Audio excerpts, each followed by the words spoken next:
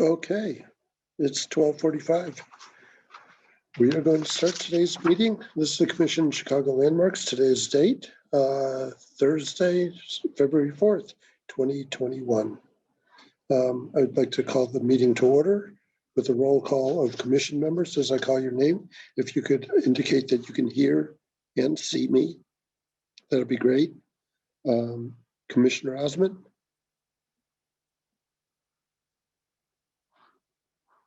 Commissioner Osmond.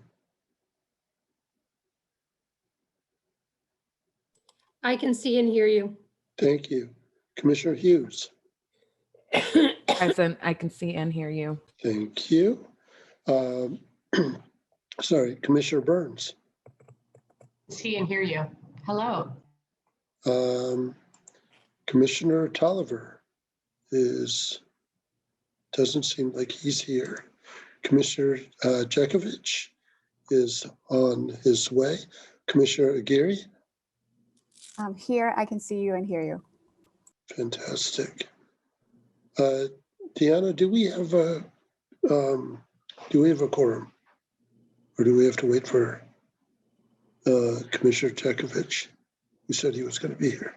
Chairman Leon, we just have Reverend Tolliver joining, I believe, so we should have a quorum. Okay, fantastic. Commissioner Tolliver, can you see and hear me?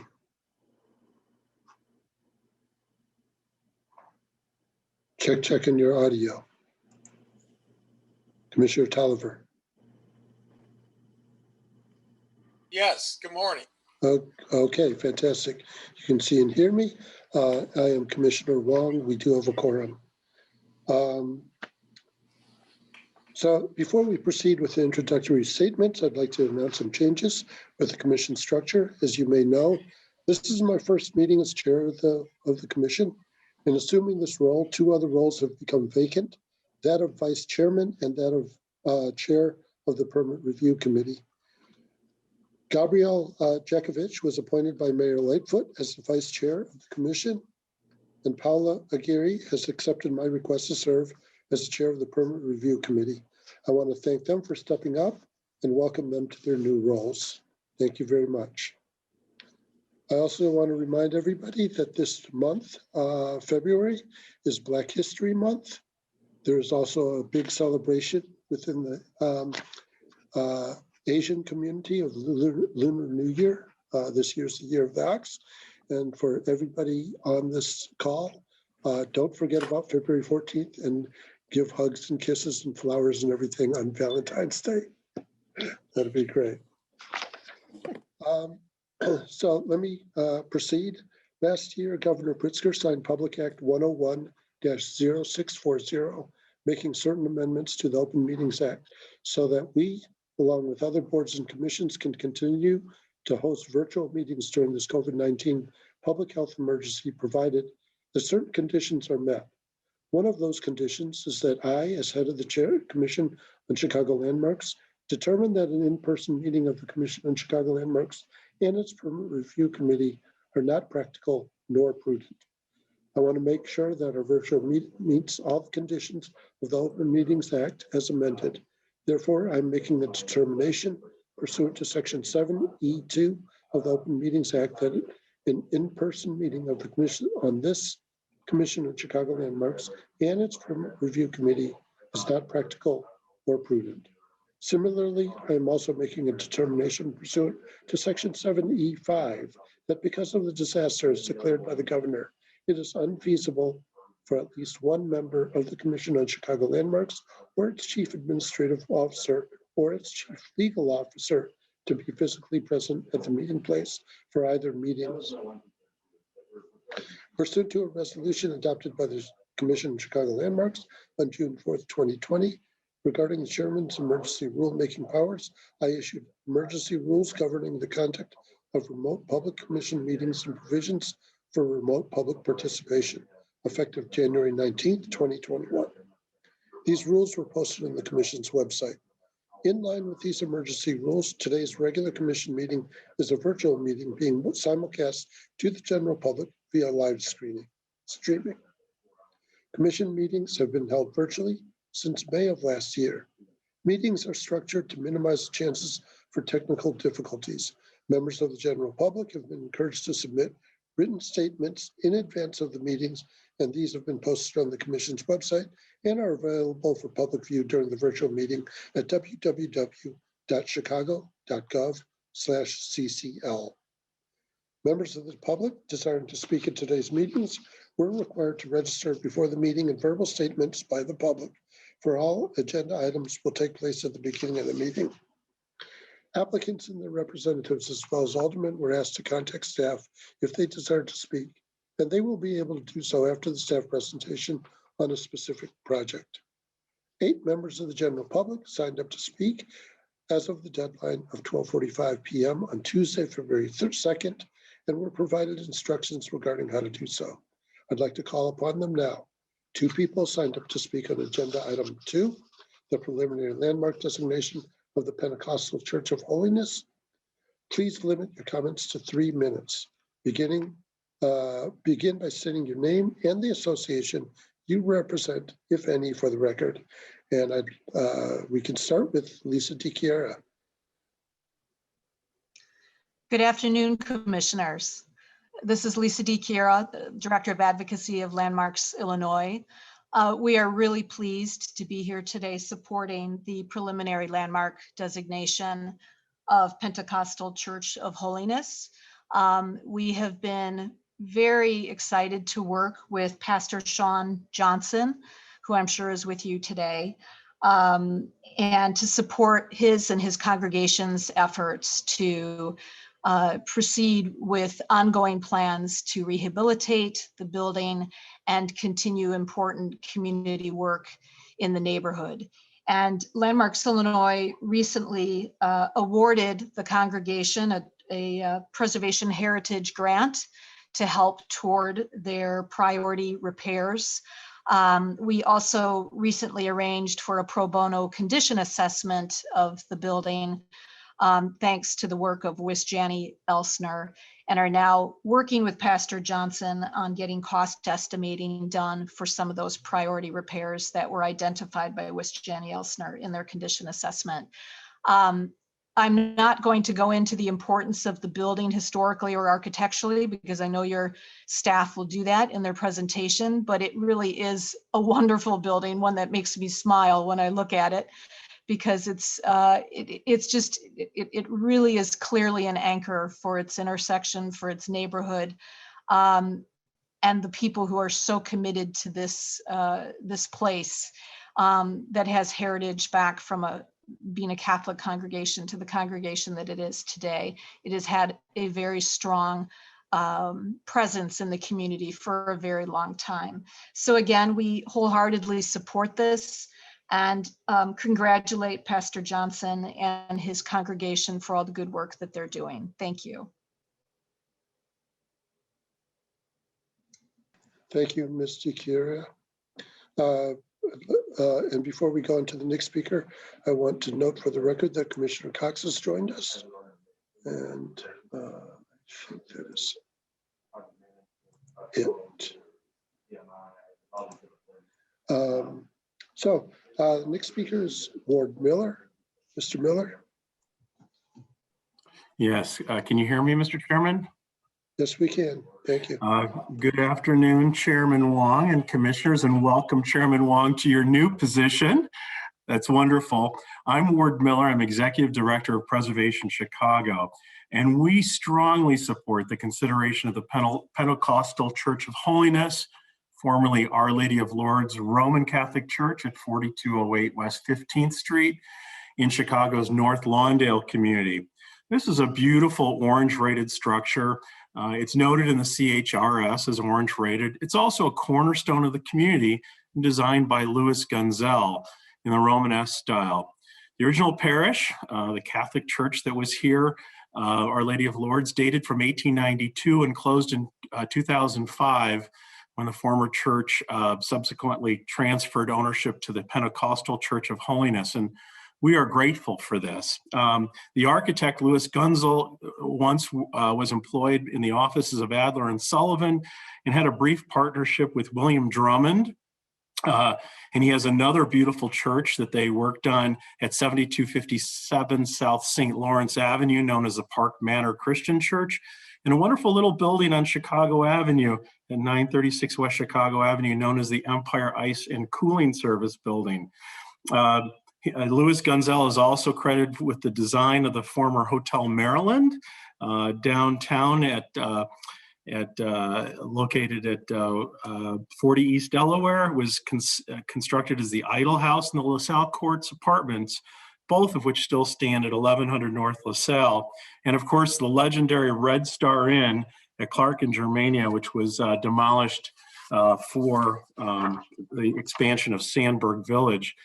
We've been working in the community of North Lawndale for many years on Knesset Israel on Douglas Boulevard, Stone Temple Baptist Church, the Greystone Initiative with Charles Leaks, and the Central Park Theater, which we hope will one day be preserved as a landmark. But wanted to also encourage that with 88 Roman Catholic churches now being consolidated, closed, or for sale, we want to see a thematic district of many of these buildings that are cornerstones of their community.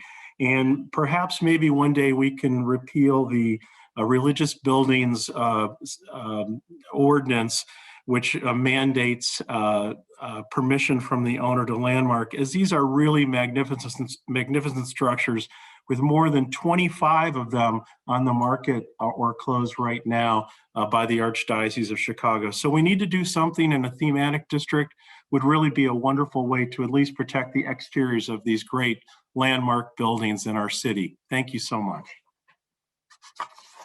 Thank you, Mr. Miller. One person has signed up to speak on agenda item number 3, the preliminary landmark designation of the Morton Salt Company Warehouse Complex. And if we could hear from Mary Lou Seidel.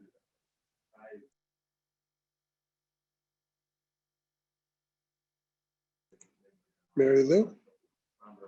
There we go. You There hear we me go. now? Sorry. We sure can. Thank you. Thanks. Thank you, commissioners. I am Mary Lou Seidel, Director of Community Engagement at Preservation Chicago. We are thrilled to see the landmark nomination for the Morton Salt Company Warehouse Complex. It is an iconic industrial building complex. Blue Star Properties' proposal to convert it to a music venue exemplifies adaptive reuse and historic preservation at its best. As a little girl, I remember seeing that roof as we traveled either to the South Side or to Michigan to visit friends and family. As a college student, I would bike down Elston from my apartment to the University of Illinois at Chicago campus. And now I drive my granddaughter through the neighborhood to tell her the story about when it rains, it pours. And when she sees our cardboard salt box at home, she marvels at this connection of that place she saw and something in her home. This complex is an extraordinary industrial example, much like the Union Station Powerhouse, a Graham Anderson Probst & White building imminently threatened with demolition. Preservation Chicago has initiated a change.org petition drive for the Powerhouse, which is nearing nearly 1,000 signatures in just a week's time. We want to thank Blue Star Properties and the Commission for moving this forward and for their hard work to save these buildings and find a great reuse for them. And we pledge our support to both the city and the developer to help make this, this project come to completion. Thank you. Thank you, Ms. Seidel. One person has signed up to speak on agenda item number 4, the final landmark designation of the Miracle House. And if we could hear from Lisa DiChiara again. Hello again, Lisa DiChiara, Director of Advocacy for Landmarks Illinois. Because this is the 3rd time the Miracle House is in front of the commission, you're all well aware of the wonderful design of the building by Belly and Belly and its great history. I just simply wanted to thank everyone again for their consideration of the landmark designation of this outstanding house for the final designation report or vote that you'll be taking today. We were just very honored to be involved in this effort to work both with the owner, Dr. Shiner, and with Dan Lempa, who has been working with Dr. Shiner for several years to get to this point of finally protecting this wonderful home for generations to come.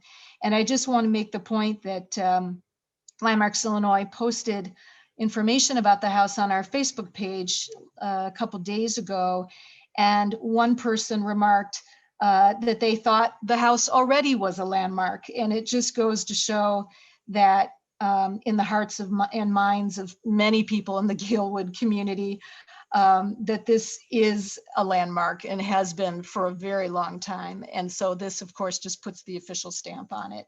And we really appreciate your support. And again, kudos to Dr. Shiner for proactively seeking the protection of this great house, great landmark. Thank you. Thank you, Ms. Kira. 5 people have signed up to speak on the application for the demolition of 1460 North Milwaukee Avenue. And we'll start with Ward Miller.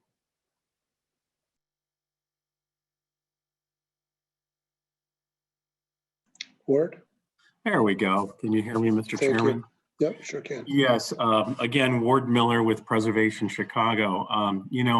We were very much involved in the creation of the Milwaukee Avenue District with the Wicker Park community and residents a number of years ago, almost a decade ago. And, time and time again, we see buildings in landmark districts demolished illegally without process. And, it's very disappointing. And we've seen quite a few of them in this vicinity of the city over time. And just wanted to stand with the community, stand with the city and the department to ensure that this doesn't happen again, although we've seen it happen many times. And, once a building is a landmark or as part of a landmark district, we really do believe that that building is always a landmark, I think, in our eyes, in our own personal opinion.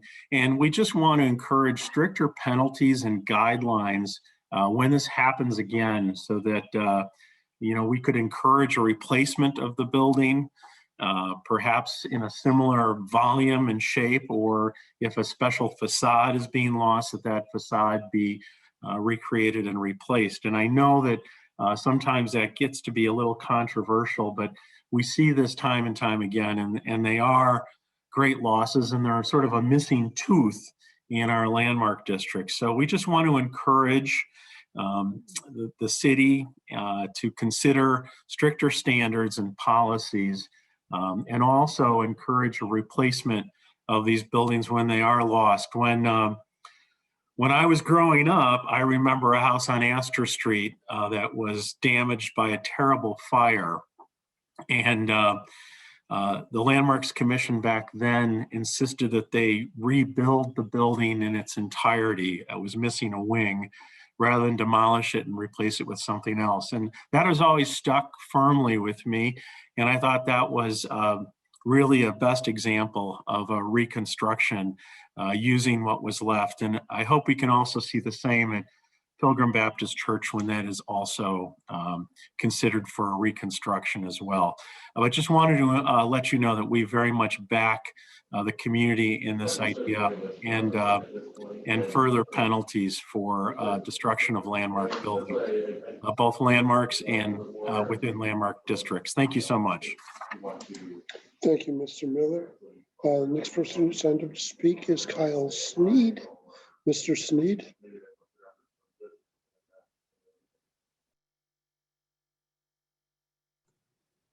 Hi, can you hear me? We sure can. Thank you. Okay, great. Hi, commissioners. My name's Kyle Sneed. I'm the president of the Wicker Park Committee, which is the nonprofit, all-volunteer community organization in Wicker Park since 1973.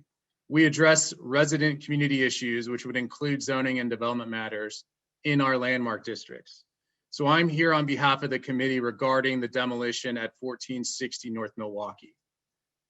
As a little bit of background, we first engaged with the applicant in May of 2019 regarding a historical renovation of a balloon frame building, which they no longer construct. The proposal also requested an upzone so that there could be more units and likely to increase the profit. We had written a letter in August of 2019 supporting the project and the upzone due to the promised historical renovation of the building. To our knowledge, the renovation was not to include the demolition of any floors at all. So if we fast forward to spring of 2020, suddenly the building was deemed unsafe by an architect who recommended demolition. The community was not consulted about this deviation from its letter of support, and therefore the community review process that was put in place by Alderman LaSpada was circumvented. As a result, the building was demoed late last year without a permit and without proper community input or support. So here we are now, this is the fourth unapproved demolition of a landmark structure in Wicker Park in the last 4 years. And it's, the result of a number of different things, broken promises, a lack of monitoring, and also a lack of regard for the community input and due process. So the Wicker Park Committee is asking the commission to consider the following. Number one, better enforcement. We're here today actually because one of our residents noticed this unauthorized demolition occurring. And if that hadn't happened, I wonder if this would have even been flagged. So, the community shouldn't bear the burden of kind of monitoring this kind of stuff. And so going forward, we're asking for 30-day direct notice of any impending demolition in our landmark districts, and also on-site monitoring during the demolition to ensure compliance. And then lastly, and most importantly, we're asking the commission to not approve the rest of the demolition permit and to impose the maximum fine along with a reasonable moratorium. Given this type of activity continues to happen, we feel like these sanctions must be a deterrent to breaking the rules and not just another development expense. This was an egregious violation of the rules in our landmark district and a violation of community trust. And this activity can't continue to happen when severe consequences are needed to prevent it. Thanks for your consideration. Thank you, Mr. Sneed. Next person signed up is Elaine Correns. Ms. Correns. Yes, thank you. Mr. New Chairman, congratulations. Thank you. I'm with the Wicker Park Committee. From Milwaukee, north and Damon to just south of Paulina, the Milwaukee Avenue Historic District is one of the few intact neighborhood commercial strips left in Chicago. Built in 1885, 1460 North Milwaukee was one of only a few balloon frame structures left in the district. When all is said and done on this project, my guess is nothing will be left of the original building.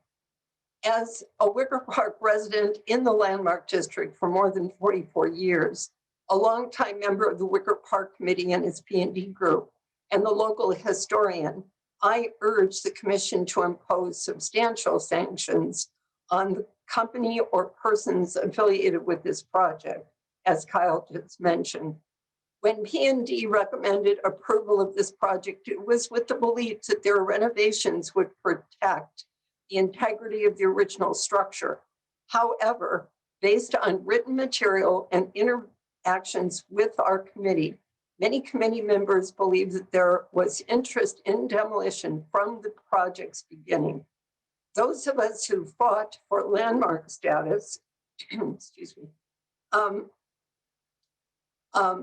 and continue to encourage responsible renovation and new construction in our Wicker Park historic districts are concerned that there have been too many, projects. This is the fourth in 4 years.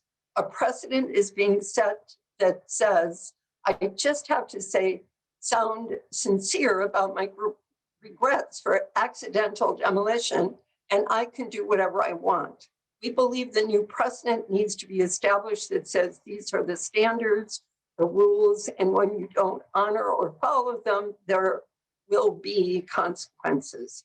The Wicker Park's historic structures are part of what make our neighborhood unique and that bring city, county, and state a lot of income.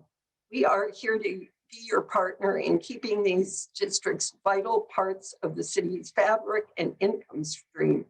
We ask you to step up and impose substantial sanctions for the improper demolition of this building and help to make sure that the erosion of our historic district's fabric is stopped and ensure that the wild, wild west does not return to development in Wicker Park. Thank you.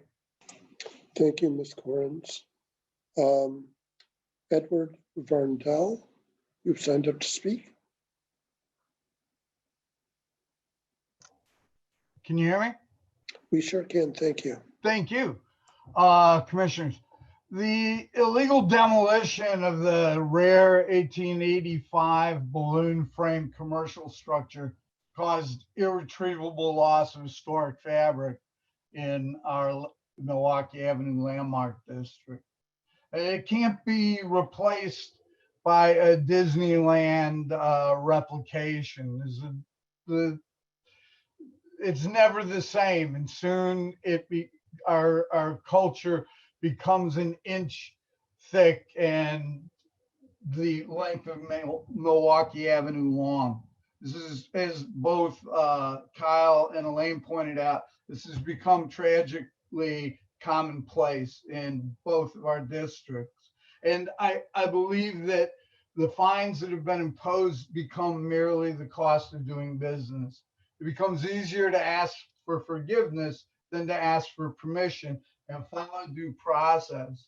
The counterpoint to this is across the street at 1503 North Milwaukee, there is a late 1870s frame balloon that came before you in a request for demolition. The demolition request, and that structure, 1503, was in arguably worse condition than 1460. The request for demolition was denied at great expense. The owner rehabilitated the structure, and now in the face of a blighted strip with many vacancies due to the pandemic, this is a vibrant retail venture. The intentional disregard of the ordinances covering the demolition in a landmark district were planned and premeditated. The applicant had been advised by his lawyer and Alderman Laspada's office of what the required protocol was, and he chose to ignore them and proceed anyway, causing irreparable damage, as I said before, to the district. Mere fines have dissuaded developers, have not dissuaded developers, and I asked that the commission impose a moratorium on the issuance of new permits for the address to send a clear message to future applicants that it is better to follow procedure and respect the integrity of our district. And that's what I got. Thank you, Mr. Varndell. I want to note that we inadvertently had missed a speaker, Mr. Weeks, Lou Weeks. And thank you very much, Mr. Weeks, for raising your hand as we've missed this. So please, you have the floor. Mr. Weeks? Can you hear me now? We sure can. Okay, Go good. ahead, sir. Thank you. Mr. Chairman, my name is Lou Weeks. I am the Executive Vice President of Unite Here Local 1, Chicago's Hospitality Workers Union. I'm here to express Unite Here Local 1's concerns about the proposed Class L tax incentive for 208 South LaSalle. As you know, this property received its first Class L tax break in 2007. Okay, Mr. Weeks, I'm going to put a hold on this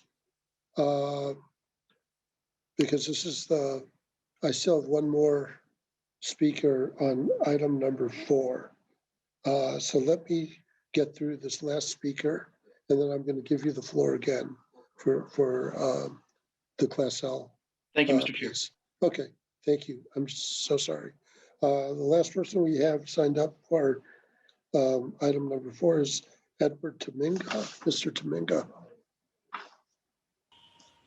All right, can you hear me? Yes, sir. All right. Thank you, Mr. Chairman, and good afternoon to the commission. My name is Ed Tominga, and I am the chair of the Wicker Park Preservation and Development Committee, casually known as the P&D Committee. We've reviewed this project several times. and approved it with no reference at all to demolition. Last Wednesday, I forwarded a letter to the Landmarks staff highlighting the timeline of events leading up to the unauthorized demolition at 1460 North Milwaukee. That letter was the product of a special meeting of the Wicker Park P&D Committee.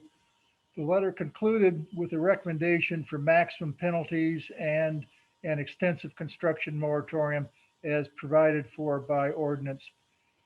In light of the decision by Landmark staff to recommend a partial demolition permit, which recommendation was issued the day after the P&D letter was submitted, this committee, the P&D committee, has not modified its position. There is an opinion within P&D that developers and property owners should not be rewarded for the breach of trust with the community and with the Landmarks Commission. However, despite the conclusion in the letter of a construction moratorium, there are voices in the community questioning if a vacant lot is a beneficial outcome of penalizing the building owner. To that end, the Wicker Park membership last night at its monthly meeting took 2 votes, one that reconfirmed support for an extensive 10-year moratorium and a second vote to alternatively favor, quote, a reasonable moratorium along with penalties. Make no mistake, this unapproved demolition was a loss for the Milwaukee Avenue Landmark District and for the community, and it should result in penalties to the owner. The priority of the P&D committee is to send a message to future developers that to demolish now and ask for forgiveness later is unacceptable. This has happened repeatedly in the Wicker Park Landmark districts, and it needs to be strongly disallowed. In conclusion, I will say that the P&D committee is always respectful of the decisions of the commission, and the committee will work with whatever conclusion is made here. So thank you for your time and consideration.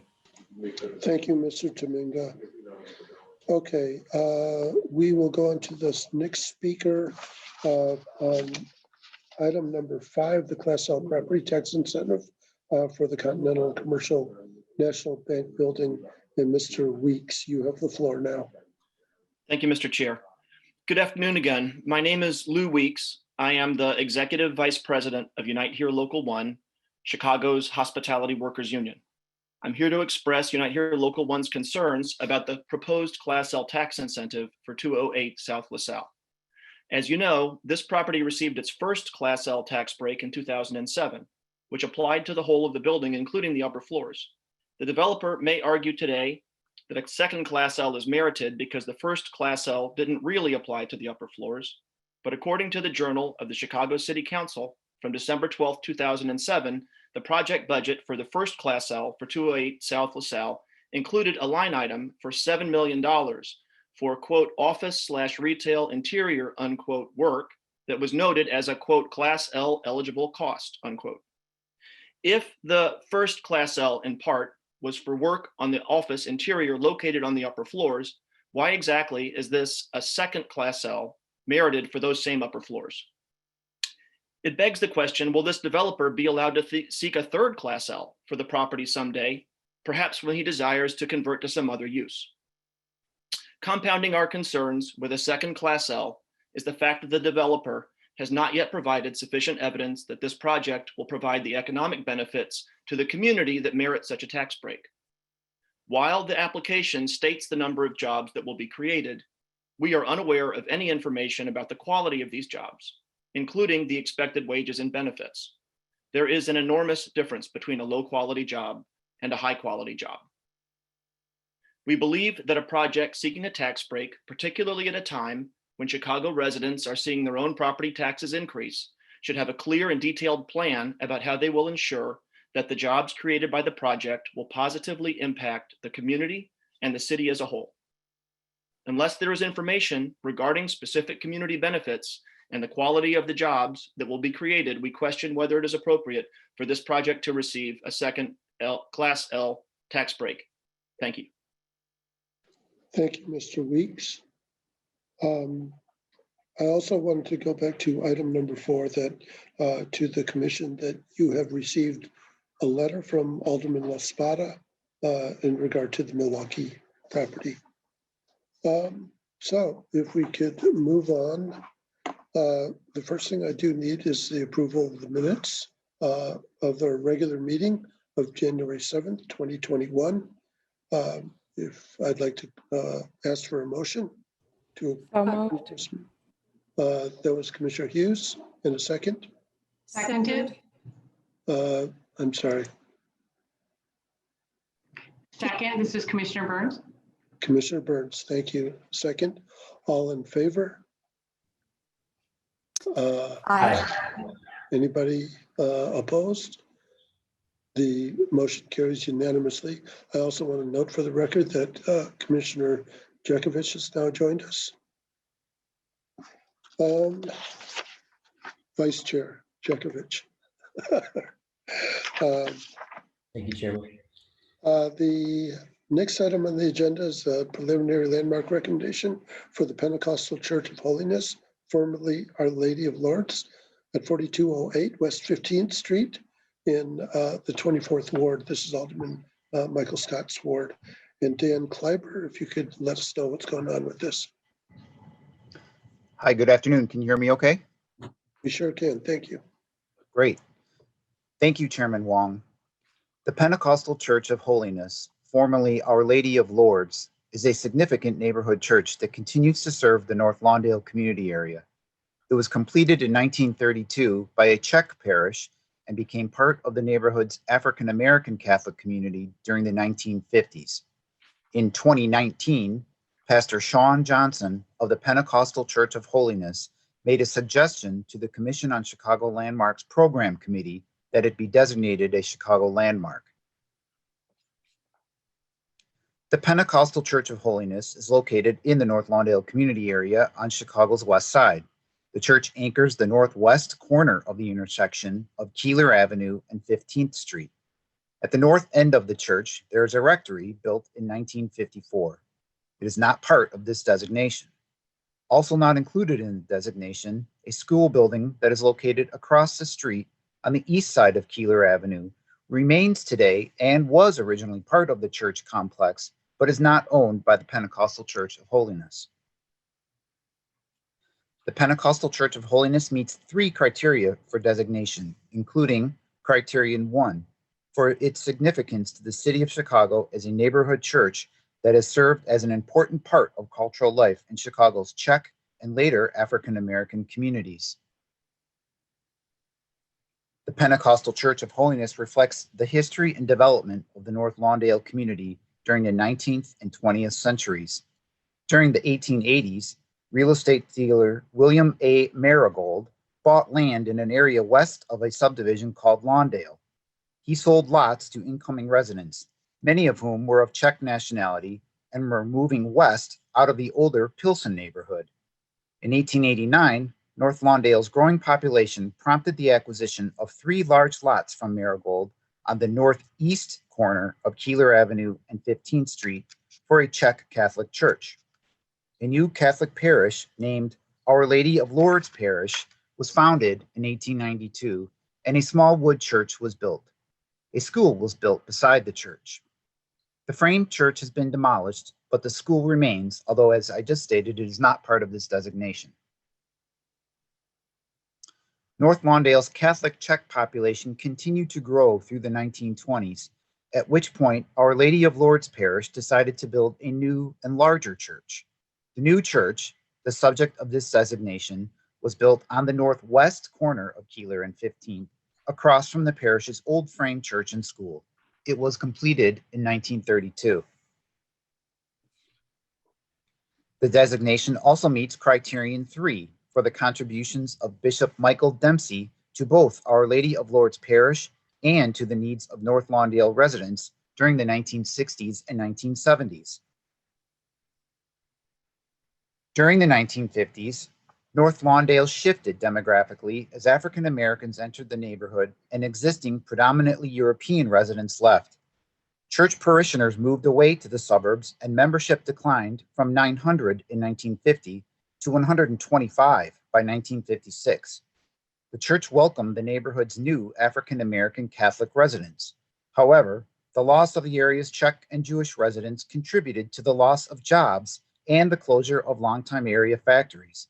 By the mid-1960s, The effects of racist housing policies and exploitive real estate investors in the neighborhood, combined with limited jobs and disinvestment, left North Lawndale as one of the poorest neighborhoods in the city.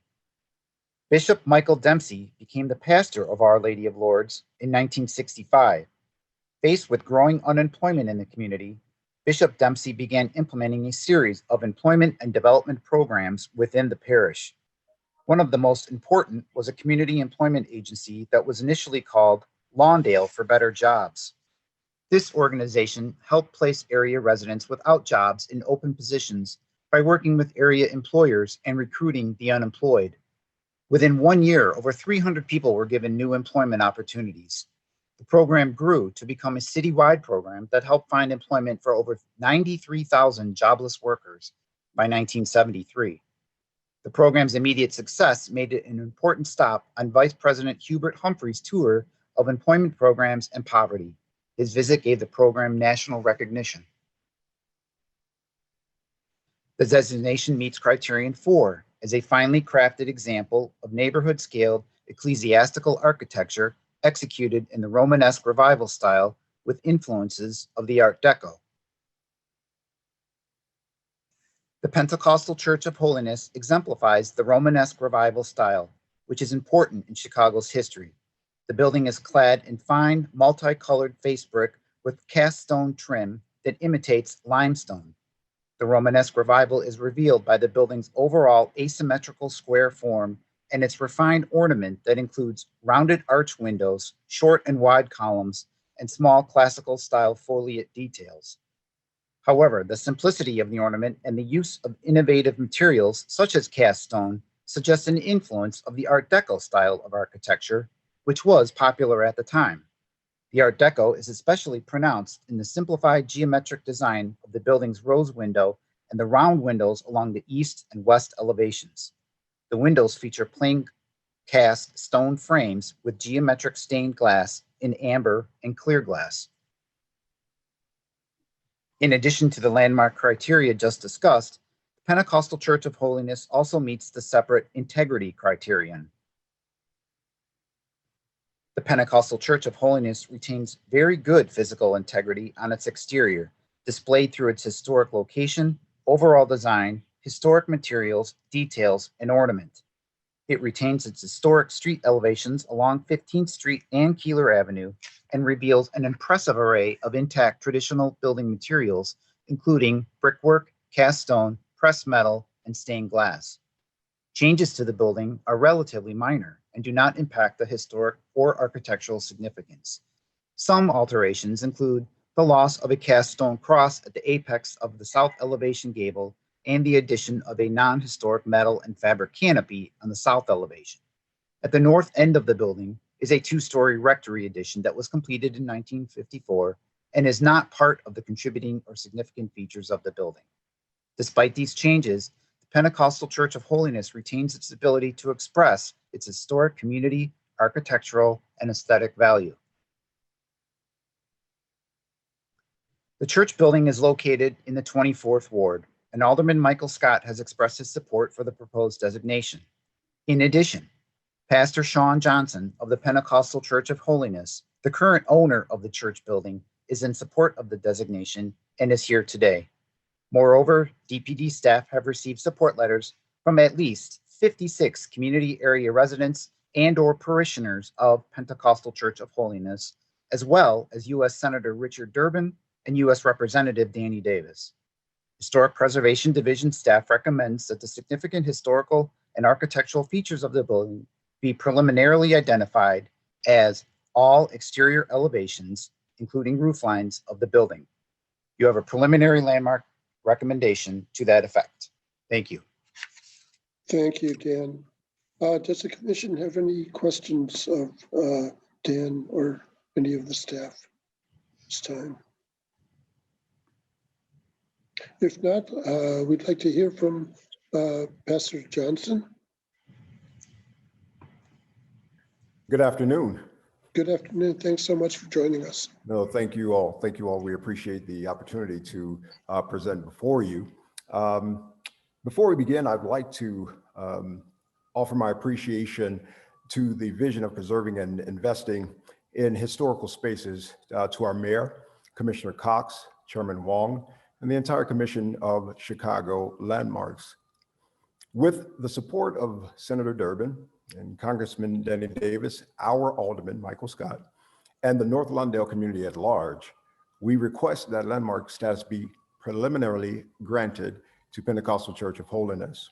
Joining me today are two of our upstanding congregants and ministry leaders of Pentecostal Church of Holiness, Mrs. Nina Drape and Mrs. Mary Washington. And before I continue, I would like to hear from them, if possible, please. Yes, Mrs. please. Drape. Good afternoon, everyone. My name is Nina Drape. Can everyone hear me? We sure can. Thank you. I'm a member of Pentecostal Church of Holiness, and I've been a member since 2011. In that time span up until now, I have become the church's prayer coordinator, and I'm also a part of our missions and evangelist team, which is what I want to speak on today, because I believe that it directly correlates with rehabilitation of the building and landmark status. In our church, we do so much work within the community. We are feeding families, we are providing coats, we're providing toys, we have provided prayer in the community. I've even provided some mental health services within the community. I myself, I'm a mental health therapist, and have spoken to many members within the community during our prayer walks and our prayer missions, in which we are hearing the needs of the people and we are trying our best to meet those needs. So I believe that our mission work at Pentecostal Church of Holiness makes us a perfect candidate for this status, so that we can continue on in what we're doing. Our vision in the church is not just about the church, it's about the community and the very land that we're sitting on. Our Apostle Johnson, he is amazing, and he gives us a vision and an outline of a vision each and every year. And for the past 2 years, it has been that we build up the community, and it's been laid out directly in how we should do that, as far as family health and wellness, as far as providing education wise. And then again, like I said, for myself, just counseling and prayer within our community. We are pushing so that we're a 24-hour church, and people can come to our doors whatever time of the day, so that they can receive whatever aid or assistance that they need. And I know that I'm a willing candidate. I know that all of the ministries that I'm a part of within our ministry, we are candidates that are stepping forward to provide this help. So I want to just say that I'm thankful for the commission listening to us on today, for hearing us. And it is my prayer as the prayer coordinator that you do consider us. Thank you, Ms. Drape. Ms. Washington, is it? Yes. Mr. Johnson. Good afternoon, Commissioner and the commission body. My name is Mary Washington, and I am a resident of North Lawndale for 50 plus years. I came as a young married woman to a man whose family moved here in 1964, and they were members of the newly changed Our Lady of Lourdes congregation. And during that time, as I come and became indoctrinated into the family, and he brought me to the community. I went to the church. And in the church, I became involved with all the things that were going on between feeding, and the job programs. And later, I started, along with another teacher and a pastor and one of the priests, the first early childhood program in the school across the street. And that brought more families in together. That church was a hub, and it is a hub for those that are coming in, those that knew nothing about God, but they weren't pushed to become Catholic, but they were made aware of another being, but they were very active. I want to speak to the family. They were made up of families. And some of the families that were there were the ones who helped build the portion to the school that was there. And it was just a beautiful thing that this community came together all the time. We went out and we walked the streets as Catholic. I I've been pleasured both. I was Catholic. I married a Catholic man and I became Catholic. And then I was indoctrinated into a full-blown, we walked the neighborhoods and we gathered the children, we taught the children, we fed the children, we clothed the children as a Catholic person there. So then it changed. That's between me and my God. Later, the same thing happened. Now we are a part of Pentecostal Church of Holiness because I buried my husband from that church in 2005.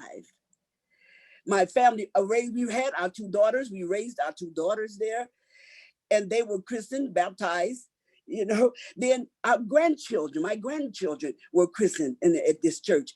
It was still Catholic at the time. But then the change, even more change came and they closed it. But then it became Pentecostal Church of Holiness. And I gathered ties with them.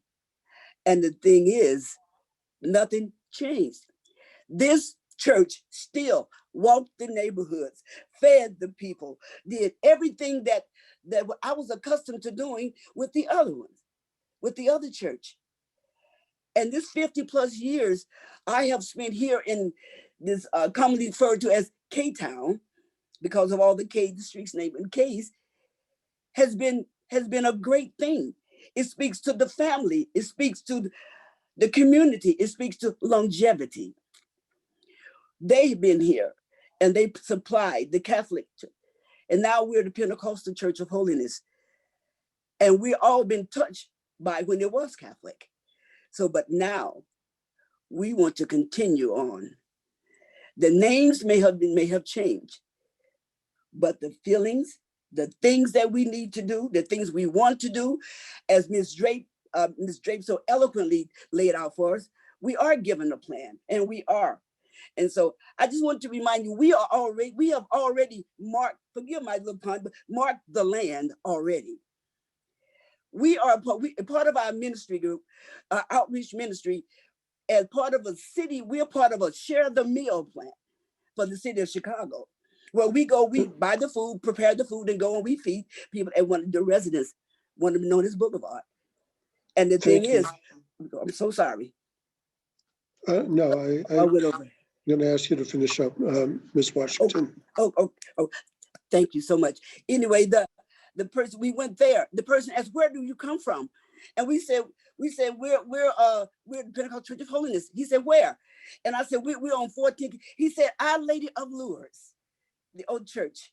I said, yes, that's where we are.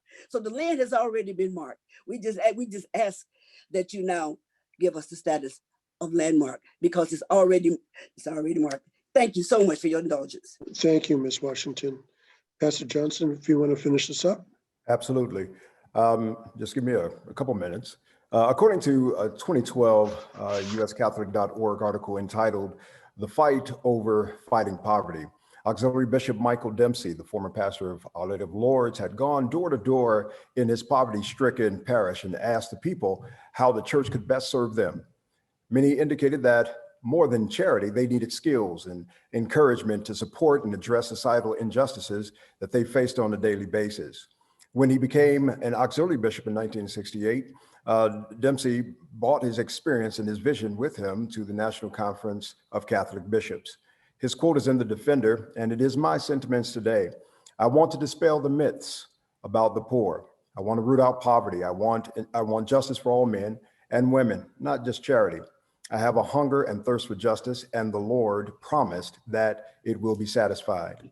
About 6 years ago, I had an extensive conversation with a developer and opportunist regarding the Church of the North Lawndale community. He orated that no one would be interested in investing in the North Lawndale community, let alone our church. I am sure that he traveled from his affluent neighborhood filled with palatial houses and opulent systematic infrastructure to our community, a food desert inundated with abandoned buildings, desolate land lots, a community with visible penury. He offered an insulting valuation of our church because he saw little to no desired profit. It caused me to pray over this pessimism. I prayed that the Lord would revive the North Lawndale community and give it a renaissance, a rebirth. I prayed that our community would be intrinsically strengthened by the empowerment of economic and spiritual collaboration, which could yield economic and increase in stability. That came when Mayor Lightfoot was intentional about focusing on the 10 communities within Chicago, North Lawndale being one. It came through research, finding that Louis Genzel favored Romanesque revival and Art Deco styles of architecture. And so I was encouraged to apply for landmark designation. And so I just want to appreciate and thank the Department of Planning and Development's Matt Crawford, Dan Kleiber, and Lisa D. Chiara of Landmarks Illinois. They're the reason we're presenting in front of you today. Our church has been fundraising for the necessary repairs through our Renaissance campaign, and we'll continue to do so. But we realize we need the help of the community, especially since we provide support also for the community.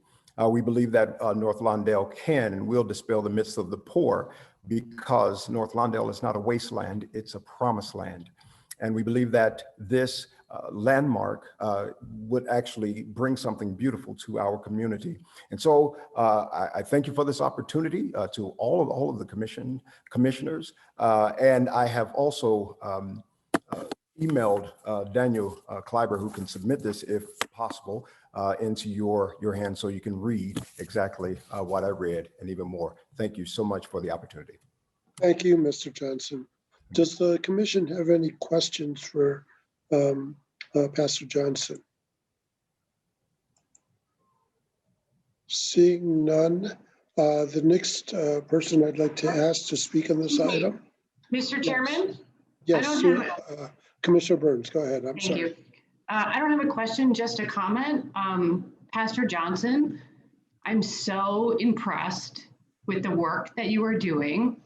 And what you're putting forward, it's clear that it's more than about a building, it's about a community. I was especially impressed by the over 50 letters, every which one of them I read from your community, which speaks largely to the commitment of the community. So I commend your efforts, and I'm grateful that this beautiful building and this beautiful community are coming forward with us for the commission to have an opportunity to support your work. Thank you, Commissioner Burns. Commissioner Aguirre, you had your hand up. Just similarly to Commissioner Burns, I think what you are doing in a building, I mean, church structures, buildings are incredibly hard to maintain. And what you're doing there is incredibly remarkable. So I just wanted to acknowledge that and celebrate the fact that this church, this building, this community will now have another layer of visibility, right? Being a landmark or engaging in the pathway to become a landmark gives another, not only tool and mechanism to protect the structure, but giving visibility to the work and celebrate the community that is behind that structure. So I just wanted to acknowledge and commend and really looking forward to see this proposal moving through the landmark process.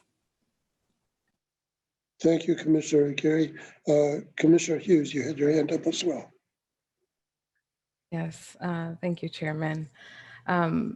You know, coming from a perspective of experience, living in a community, being raised in a community similar to North Lawndale, I understand the importance of structures like this one, and more importantly, the people of these structures. And so special thanks. A comment that you said, Pastor, really resonated with me. It is not a wasteland, it is a promised land.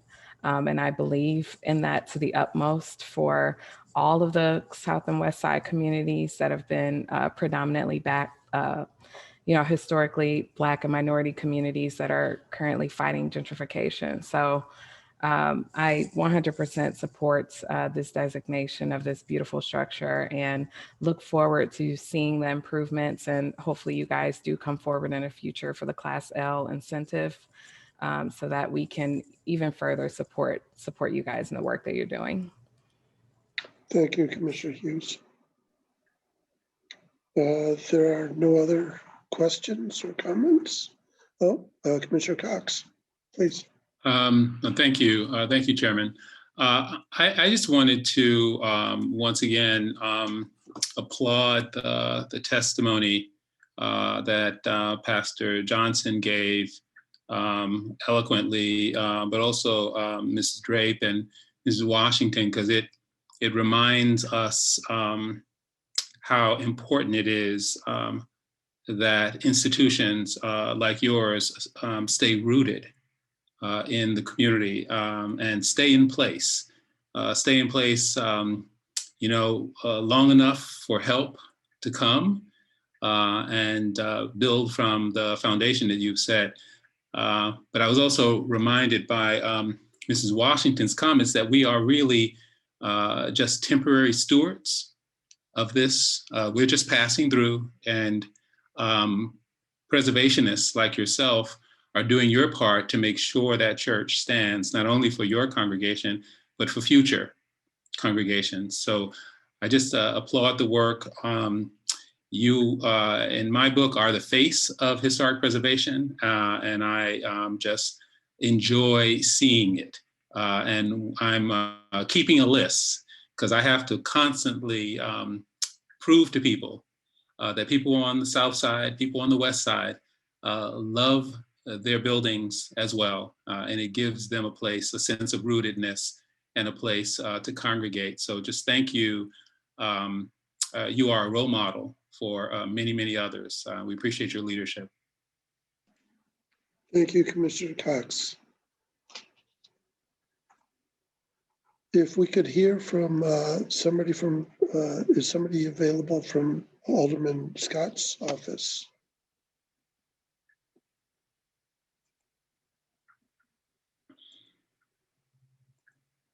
And apparently not.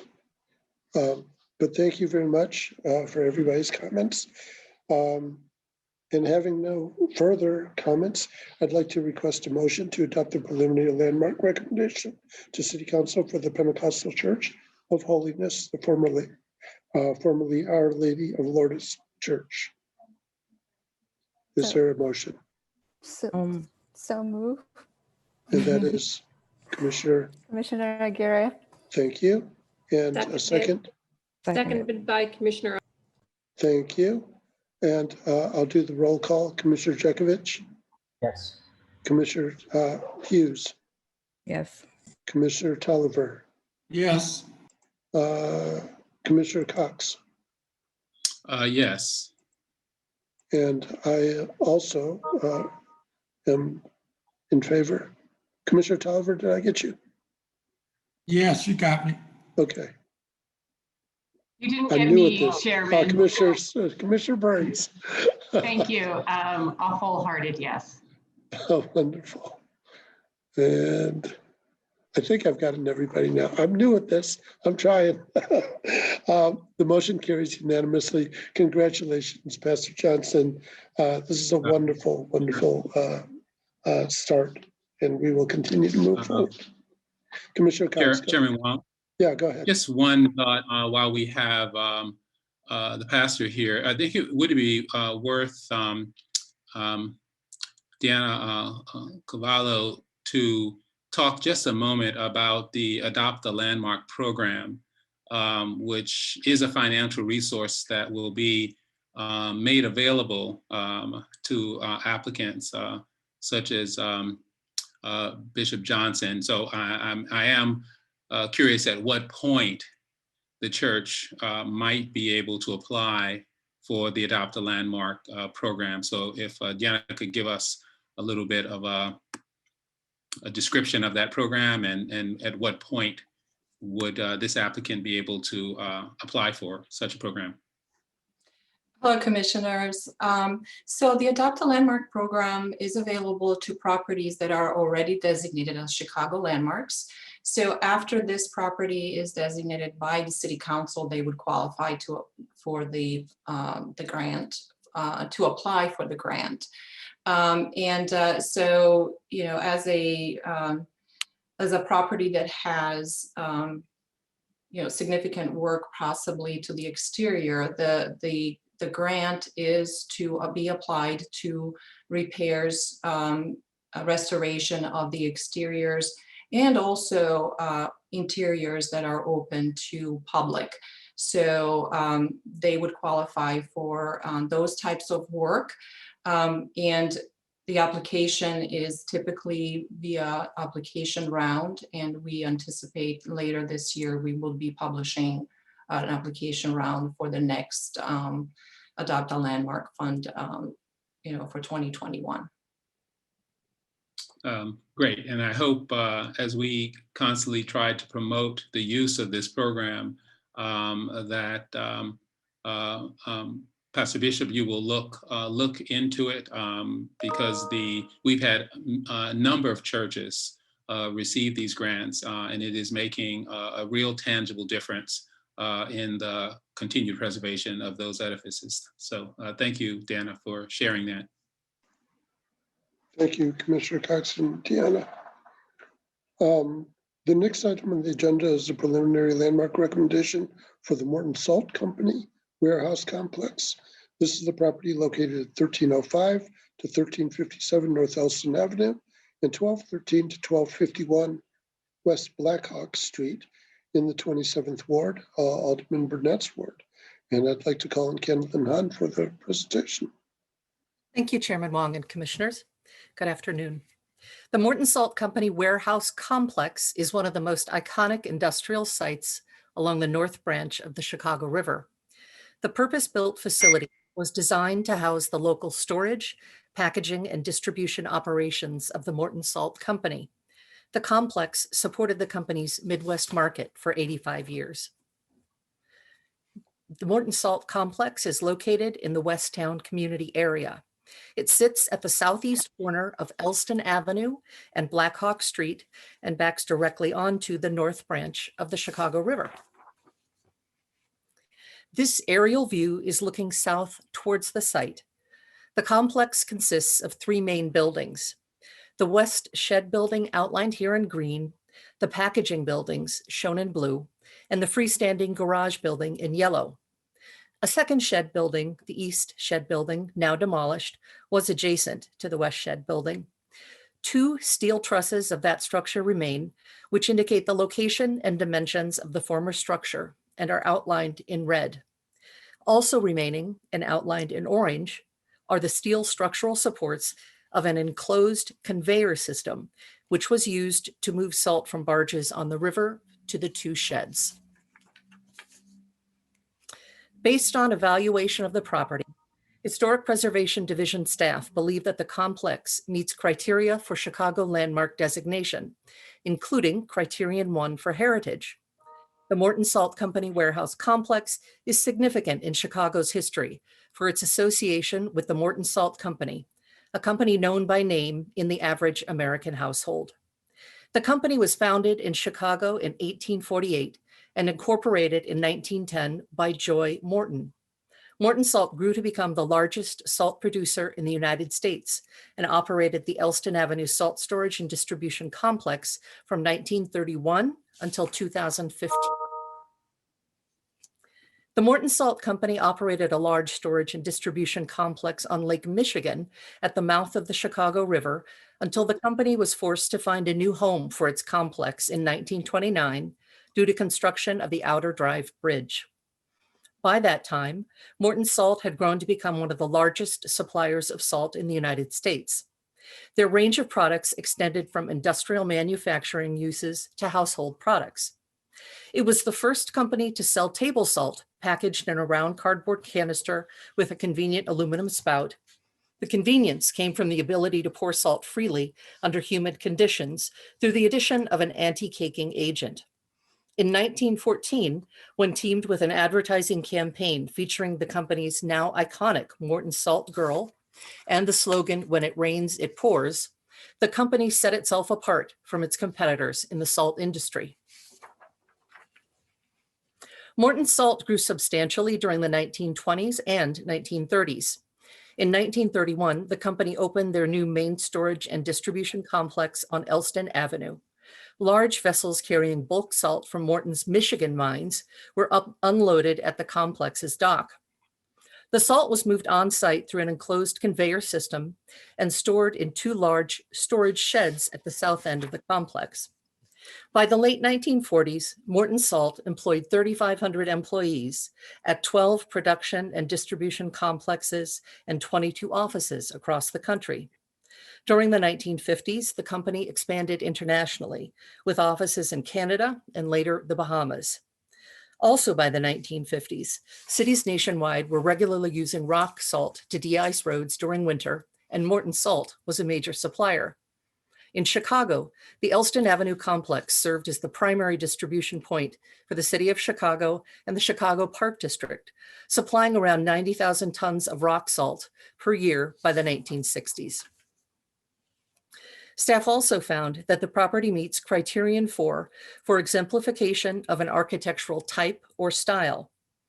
The complex is a well-engineered and finely crafted example of an industrial complex in Chicago.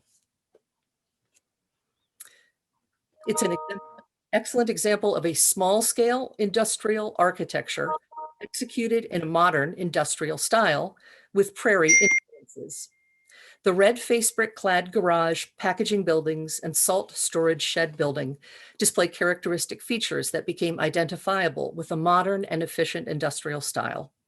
These features included roof monitors, expanses of fenestration, and the limited use of limestone trim. The packaging buildings and the garage face north onto Blackhawk Street and are clad with face brick and simple bands of limestone trim. The inner river-facing sides of the building are clad in plain common brick. The West Shed Building is an excellent example of a truss roof production shed style storage building, once a common building type in Chicago and significant in Chicago's industrial history. The West Shed Building was one of 2 that historically served the Morton Salt Complex. The former East Shed was demolished in 2020 due to corrosion of iron structural members caused by, what else, exposure to salt. 2 trusses from that structure remain standing beside the West Shed Building. The salt sheds were specially designed to accommodate a great internal volume with an undivided floor area. Massive steel trusses support the roof and rest on poured concrete side walls with brick facing. Salt was deposited in the sheds not by truck, but by a mechanized system of enclosed conveyors that carried bulk salt delivered dockside by barge up and over to the sheds. The enclosed conveyor system from the dock to the sheds was demolished, again, due to corrosion from salt exposure, but the steel support structure for the conveyor remains standing. A separate internal conveyor system, seen there on the lower left, in the raised roof monitor, carried salt the full length of the 300-foot-long shed and could be diverted off the belt at any point and allowed to fall to the shed floor below. The salt would collect in massive piles along the length of the sheds. Another conveyor system was built into the shed floor and carried salt from the shed into the adjoining packaging buildings. The west roof of the West Shed Building has become a visual landmark in Chicago and is visible from areas to the west, especially to motorists traveling along Interstate 90. Since the building's completion in 1930, Morton Salt has used the roof to display a large painted sign advertising the company. Staff also found that the property meets criterion 5 for the architectural firm which designed the complex, Graham, Anderson, Probst, and White. The warehouse complex was designed by the nationally significant Chicago firm. The practice was one of the most prolific and important architectural firms in Chicago between the 1910s and early 1930s. The successors to Daniel Burnham's notable practice, Ernest Graham, W. Pierce Anderson, Edward Probst, and Howard White, designed a wide variety of projects in Chicago and throughout the country, including public buildings, parks, office buildings, and industrial structures. Some of the firm's works include the Field Museum of Natural History, begun by D.H. Burnham and Company, the Wrigley Building, a designated Chicago landmark, and the Civic Opera Building, also a designated Chicago landmark, among many others. The firm also designed industrial and manufacturing plants, such as the Crawford Avenue Generating Plant for the Commonwealth Edison Company in 1924. In addition to the landmark criteria just discussed, historic preservation staff found that the Morton Salt Company warehouse complex also meets the separate integrity criterion. The Morton Salt Company warehouse complex retains very good physical integrity on its exterior, displayed through its historic location, overall design, historic materials, and details. The complex retains its historic street elevations along Elston Avenue and Black Hawk Street, and retains many intact traditional building materials, including brickwork, stone, and metal.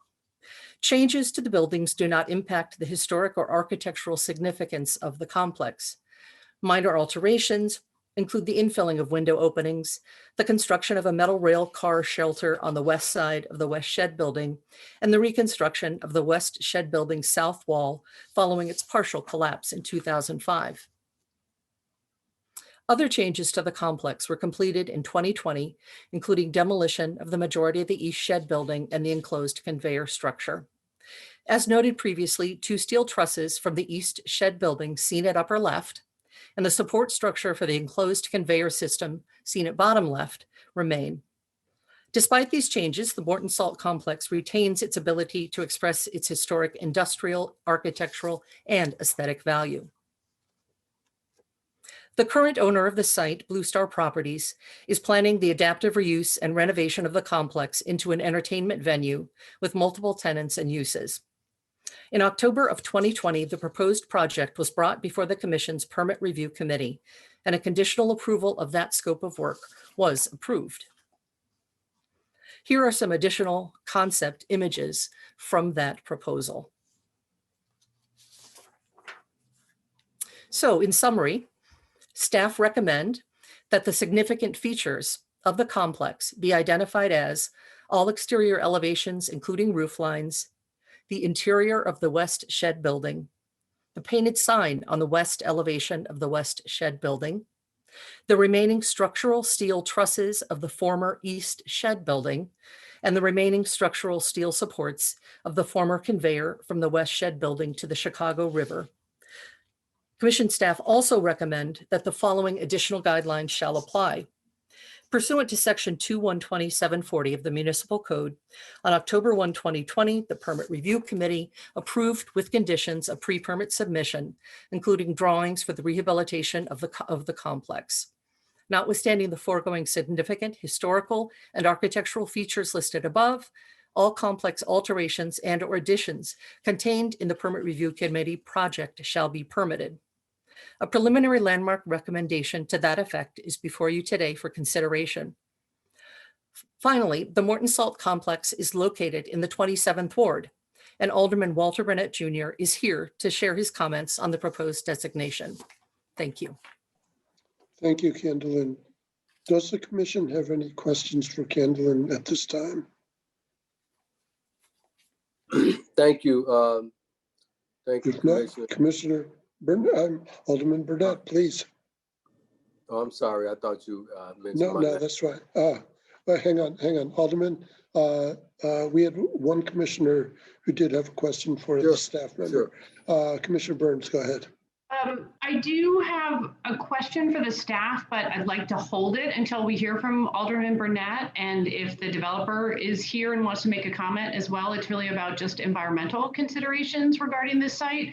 But I'm interested in hearing from everyone else first, and then maybe coming back to Kendallin. We'll have that discussion. Thank you, Commissioner Burns. Alderman Burnett, please. Yes, thank you very much, commissioners and members of the committee. Just want to say, this is a unique reuse of this property. I appreciate the developer taking the initiative to preserve the Morton Salt sign and some of the buildings. You know, that little girl with the umbrella up there always remind me of that movie Singing in the Rain for whatever reason. I don't know why. But and we've been seeing that way back when those movies were out, right? But I think there's a great reuse. You know, it's unique to have developers who aren't interested in just tearing everything down and getting the most FAR or more FAR and trying to make the most amount of money that they can. I think this is a very humble development. I mean, to have, because we rezoned this area to allow for a lot of other things that could happen there, and they chose to do what they're doing, but also to preserve the building. It should bring a lot of tourism to the city, bring a lot of jobs to the area, and bring some amenities to that community. A lot of the folks that do work around there look for places to go and dine and do something after work. I think this is great for the city and it's great for this community. And I think it's great that they're preserving the young lady with the umbrella and the raincoat, so I can continue to think about singing in the rain whenever I drive past there. I ask for your support and the committee support on this, and I support it 100% along with my community. Thank you. Thank you, Alderman. Does the commission have any questions for Alderman Burnett? If not, we do have the owner's representative, Mr. Deuter, is it?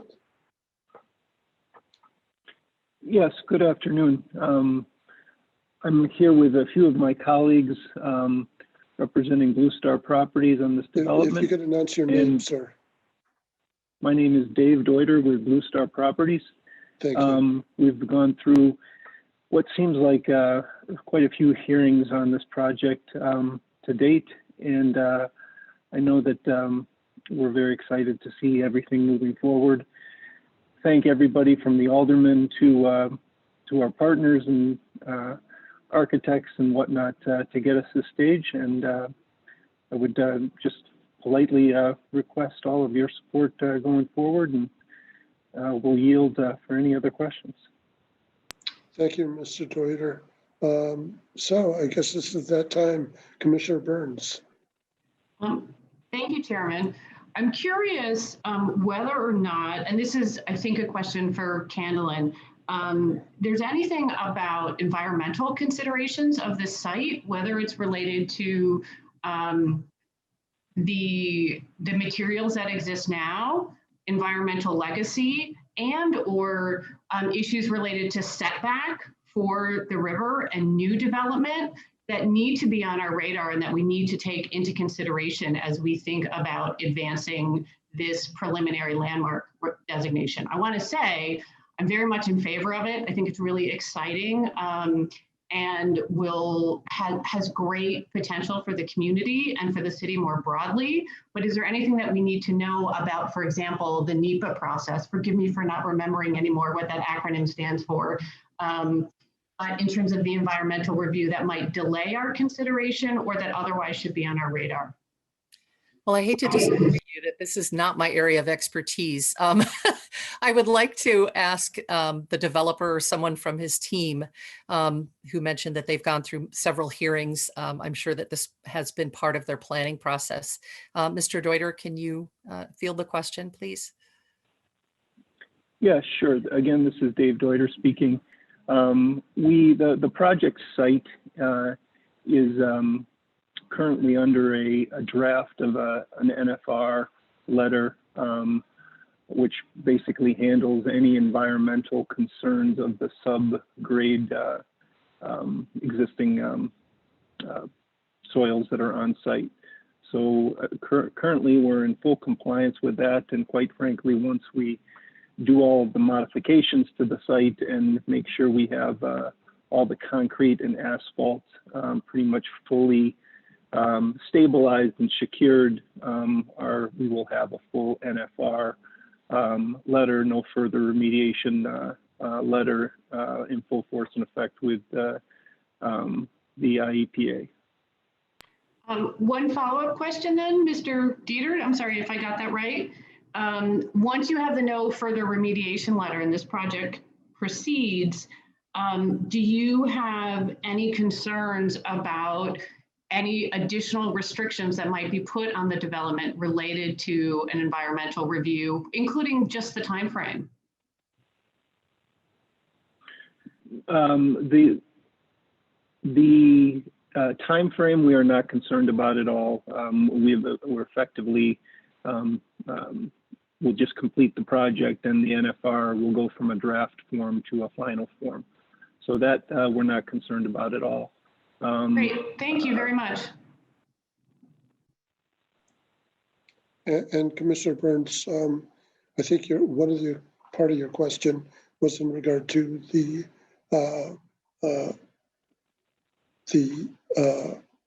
amount of space or easement of the Chicago River, and I would probably imagine that they are covering whatever the new river guidelines are.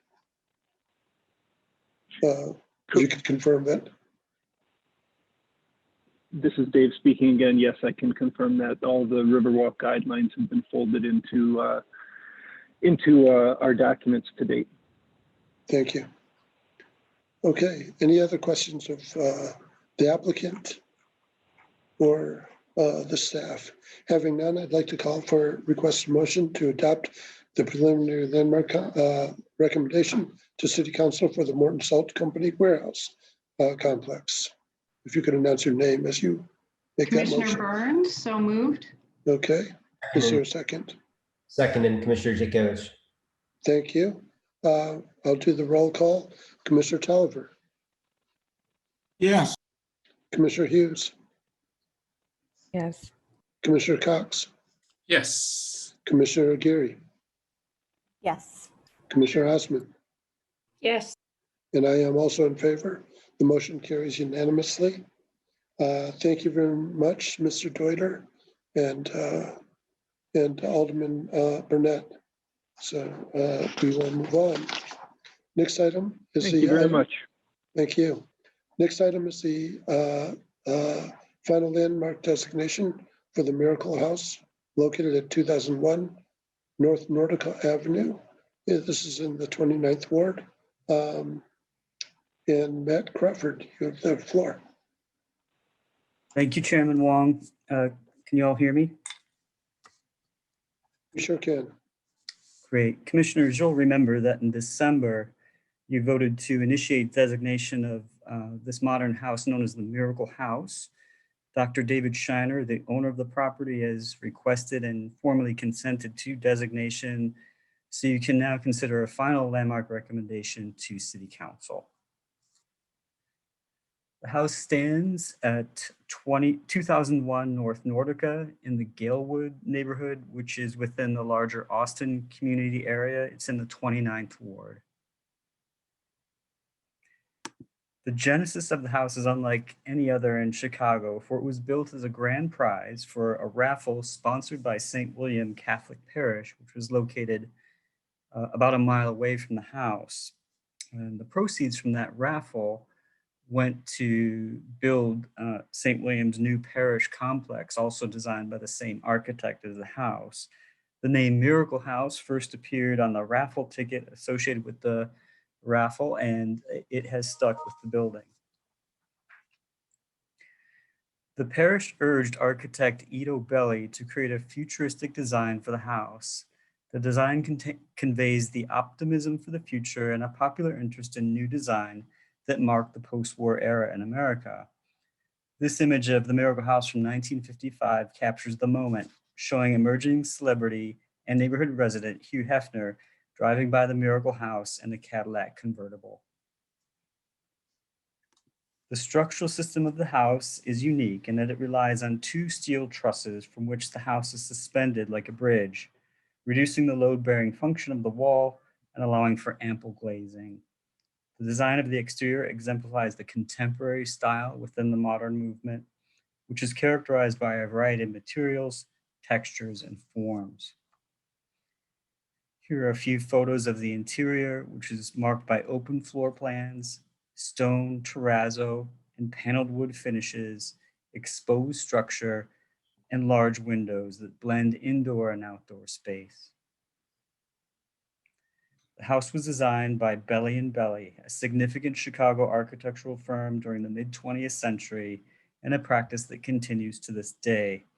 After serving in World War II, brothers Ito and Anthony Belly founded the firm in 1946. Belly & Belly's work is distinguished by structural innovation and an expressive modern aesthetic. Belly & Belly received many commissions for Catholic churches in the mid-20th century in Chicago and across the United States.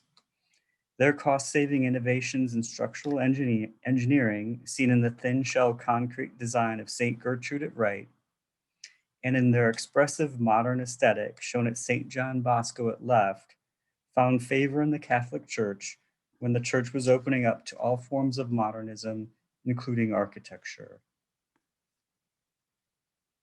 Belly & Belly also designed a number of schools, including this one, St. Patrick in Portage Park, which was an award-winning design that was also exhibited at the Art Institute of Chicago.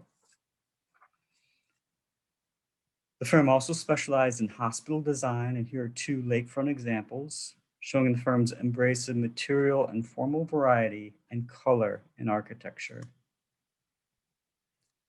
So in conclusion, I'd like to thank neighborhood resident Dan Lempa, who volunteered his time with Lisa DiChiara to research this building and write the designation report. The house is located in the 29th Ward, and Alderman Taliaferro supports the designation. The significant features have been identified as all exterior elevations, including roof lines of the building. And you have a final landmark recommendation to that effect to City Council. I'm here to answer any questions. And the owner, Dr. Shiner, is also here. Thank you. Thank you, Matt.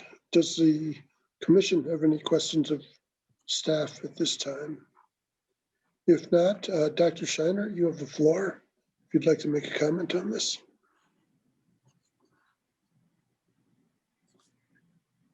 Can you hear me now? We sure can, Dr. Shiner. Please. Well, just looking at the house, you can see what an incredible structure it is. It is, I first had contact with the house shortly before I got married. My fiance and I went to an open house, and within 24 hours, I made a bid on the house. It is unlike anything I've ever been in my life, and in spite of its size, it isn't overwhelming. It's a warm house in spite of the modern architecture. It's incredibly beautiful. You know, it's a landmark already in the community, and we have frequent parties for the neighborhood in this house. It's a great place for parties because of its size. The house is, every time I walk into it, and I've said this before, my heart skips a beat after 20 years here, and it's still, the house is, it's an amazing, amazing structure. And it's on, I think, about 6 city lots. So it's a big piece of property, and it's absolutely gorgeous when everything is blooming. The house blooms itself 12 months a year.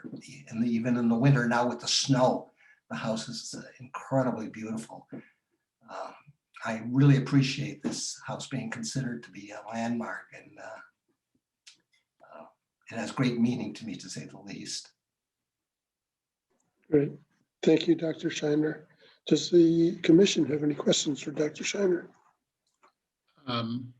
This is Commissioner Cox. Commissioner Cox, go ahead, please. It's not really a question as much as it is a recognition of Dr. Shiner's work. I mean, you can clearly hear from the passion in his voice that he loves the house and the experience he has in living in it. But you know, he too is a preservationist, and I'm starting to feel like, you know, Chicago probably has more preservationists than who come before us, and that gives me a lot of encouragement, because I hear a lot from people who are interested in tearing down buildings.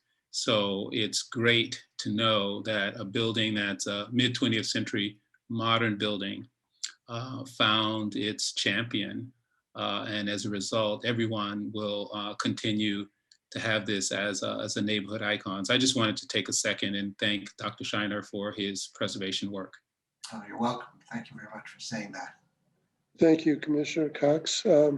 I also wanted to echo that. I always get really excited to see a mid-century modern house come up before the commission. It's always really exciting for me and lovely to see this. I was amazed to hear that it was part of a raffle to build this house and to have the other church associated with the building of this. So it was quite the story, and a note to architects moving forward in their marketing. Raffles sometimes work. Okay, well, having no other comments, I'd like to call for a motion to adopt the final landmark recommendations City Council for the Miracle House. So move. Okay, Commissioner Cox moved and Commissioner Tolliver second. Well, it's the other way around. Oh, Commissioner Tolliver moves it. Commissioner Cox seconds it. Yeah. I'll do the roll call. Commissioner Burns, Yes. Commissioner Hughes, Yes. Commissioner Chekovich, Yes. Commissioner Geary, Yes. and Commissioner Osmond. Very enthusiastic, yes. Great. Thank you. And I'm also in favor. The motion carries unanimously. All right, let's move on to the next project, which is, thank you very much, Dr. Shiner, and good luck with that. We will see you later. Thank you. The next item is the Class L property tax incentive for the Continental Commercial National Bank building at 208 South LaSalle Street. This is in the 42nd Ward. And Tiana Cavallo, if you could let us know how this all works. Thank you, Chairman Wong. RCP Hotel Owner LLC has submitted an application for the Class L property tax incentive for floors 18 to 22 of the Landmark building. These office floors will be adopted for a new luxury hotel use. The Continental and Commercial National Bank building is divided into multiple parcels, and the existing JW Marriott Hotel at the lower 12 floors is under a different ownership and is not part of this Class L application. The office floors 13 through 17 are also not part of this Class L application. The building was designated a Chicago landmark in 2007. The entire building is currently taking advantage of a Class L tax incentive, which will expire in 2022. The current application is therefore a new application for the upper portion of the building only. Next slide, please. The new hotel will be a separate and independent Marriott brand from the current JW Marriott located at the lower floors of the building. The interior scope of work includes build out for hotel rooms, hotel reception areas, ballroom space, and back of house spaces on floors 18 through 22. Upgrades to the mechanical, HVAC, plumbing, electrical, fire, and life safety systems and vertical access and egress will be completed at the new hotel floors as part of the Class L project. A new entrance canopy on LaSalle Street will also be installed. The scope of work was reviewed and conditionally approved by the Perm Review Committee on October 1st, 2020. A new projecting cornice will be installed at the 17th floor on all elevations of the building.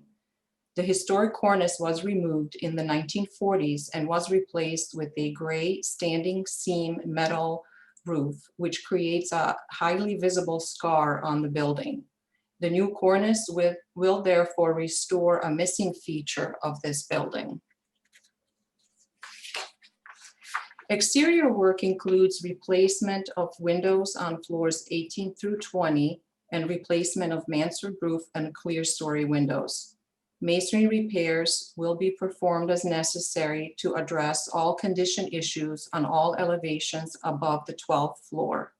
Masonry work will also include replacement of approximately 120 deteriorated window heads, with GFRC pieces and coating of approximately 300 previously replaced window heads to match historic color and finish. The Class L project will comply with the requirements of the city's sustainable development policy. The improvements are estimated to be completed by the end of 2021. The minimum investment required for eligibility for the Class L is just over $2 million. The applicant will be spending over $30 million in qualifying rehabilitation expenses for the building as part of this project. Total project costs are estimated to be $73.7 million. A tax analysis has been prepared to estimate the value of the incentive to the applicant. The current annual taxes for the property are $75,478. Estimated property taxes over the 12-year period with rehabilitation of the property, but no Class L incentive, are at about $19 million net present value. Estimated property taxes over the same period of time with the Class L incentive in place are just under $9 million net present value. During the 12 years that the Class L is in place, the property is estimated to generate approximately $8.1 million more in taxes than if the building had not been rehabilitated. After the Class L period, annual taxes for the property are estimated to be $2.7 million, or just under $2.6 million more than if the building were not rehabilitated. DPD has estimated that the total tax abatement to the applicant over the 12 years of the incentive is $13.59 million, or $10 million net present value. The project will create approximately 150 new permanent jobs and 200 temporary construction jobs. Staff recommends approval of the request for the Class L incentive for this project. Representatives of the applicant are here to answer any questions you may have. Thank you. Thank you, Deanna. Does the commission have any questions for Deanna at this time? I just have one question. Yep, Commissioner Jekovich. I know that you mentioned the recreation of one of the belt cornices in the that had been clad in metal. Were there other cornices in the top of the building that are missing still?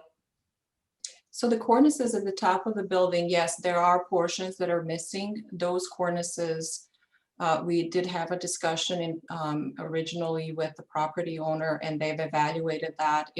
They are very, very tall. I want to say over 20 feet tall. And the estimated cost of trying to put that back to the building was going to be somewhere in the $20 million range.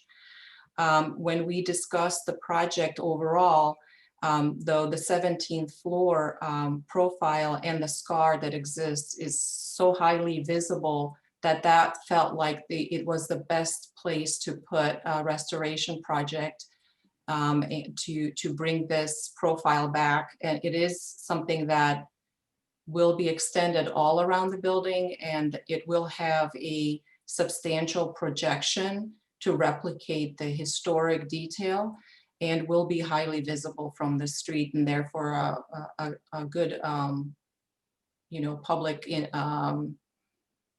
improvement to the building. Okay. One more quick question. You might have said it already, but was the top portion of the building excluded from the original Class L? Or yes. Okay. Yes. Thank you. Thank you, Commissioner Jekovich. Commissioner Aguirre, you had a question. Yes, thank you, Chairman. My question also references the comment at the beginning of the meeting regarding this project. Deanna, could you remind us, this is the Class L application is for a portion of the building, and would there be a possibility that this project goes for an additional Class L proposal? Just wanted to clarify that in regard to the comment at the beginning from the public. So As mentioned, the entire building is under Class L right now. The project that was previously done involved the entire building, but that is expiring next year. And the new application is for just the upper floors where a new hotel will be built out, and it would not apply to the lower floors. So only floors 18 and up would be receiving the Class L under this project. What can happen in the future? I truly can't speculate whether there would be some change in the area where the Marriott is currently, if that hotel leaves and someone wanted to do a brand new project there. But all of the projects that would come subsequently, still would have to meet all of the Cook County requirements for minimal investment, as well as review by the department and the commission and city council in order to actually receive a Class L application. One more follow-up question to that. Can you remind us the Class L application, what is the time frame for that?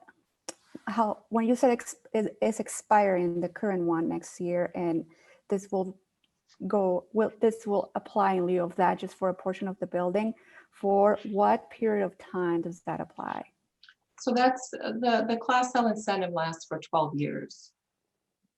And that, yes, so that would be year 13, it would go back to standard assessment. Thank you. If I could continue on that line of questioning, Mr. Chairman. Commissioner Yes, please. Cox. I think it's important to understand that the Class L as an incentive, you cannot apply for an extension. So the part when it expires, it will expire because the Class L is connected directly to significant capital improvements, which the upper floors from the cornice up qualify as. So I think that's important to understand, that it's very much tied to the multi-million-dollar investment that they're making.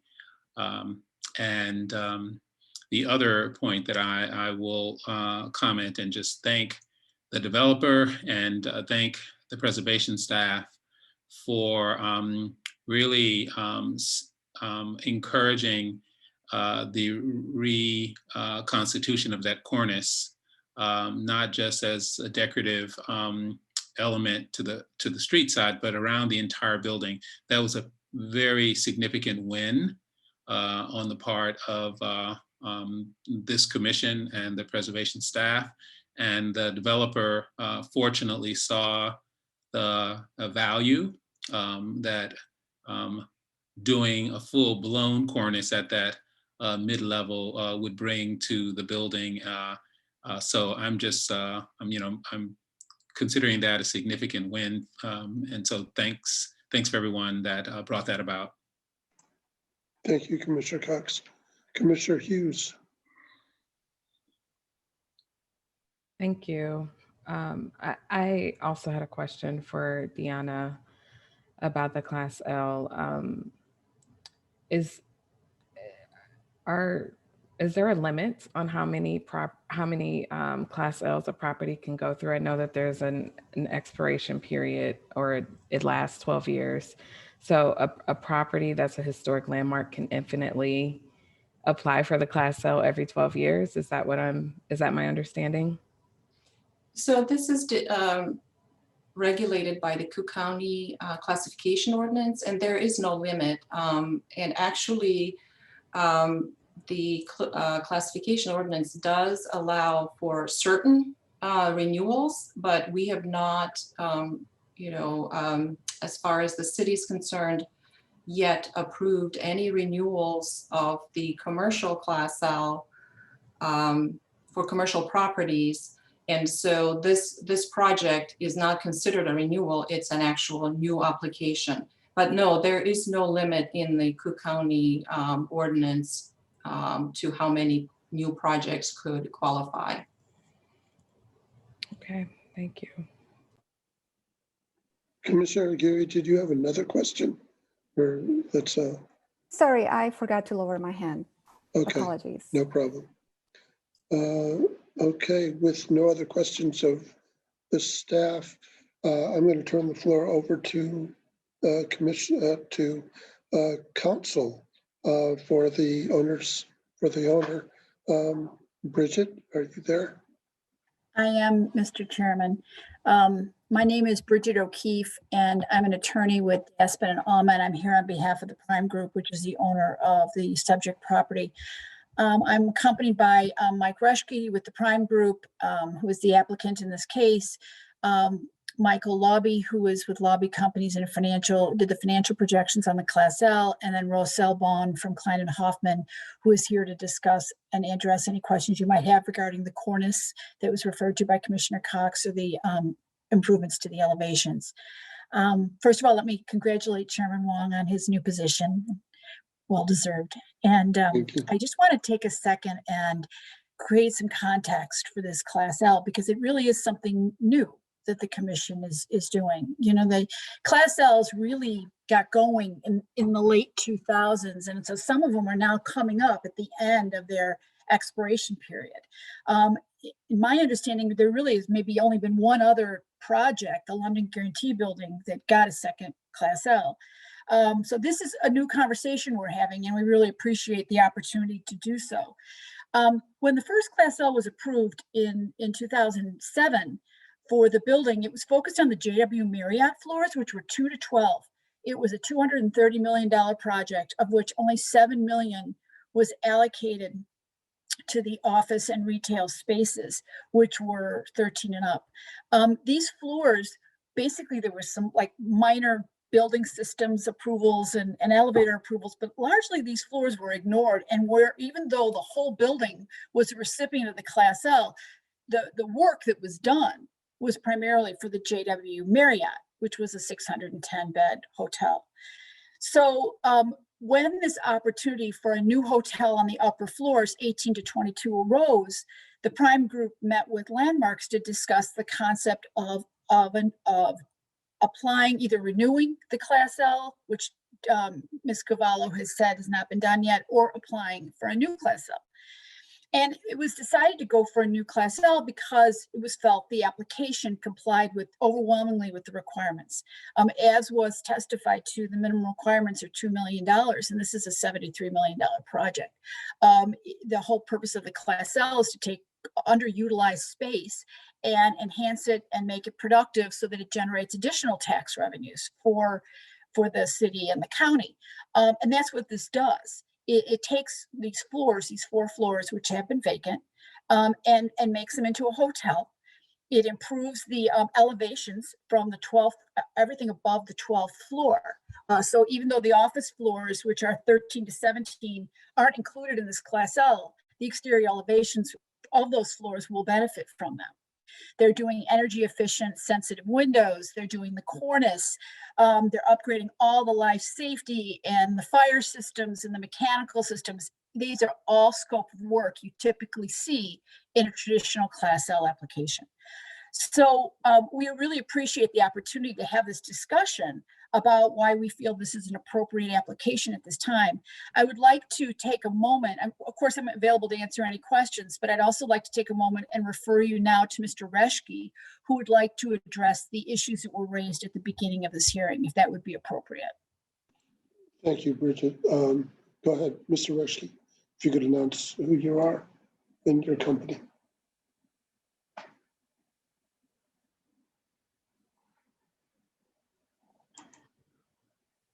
Are you there, Mr. Reschke?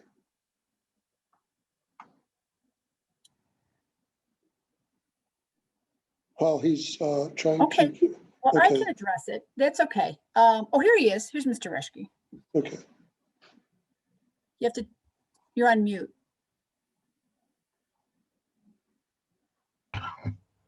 There we go. Can you hear me? Thank you. Yes, we can.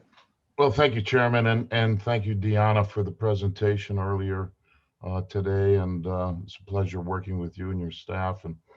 And thank you for your time this afternoon to all the committee members. And thank you, Commissioner Cox, for your earlier remarks. I'm very pleased to be before, the Landmarks Commission again. As you may or may not know, my company, the Prime Group, we've been doing business in the city of Chicago for almost 40 years. I started the company in 1992.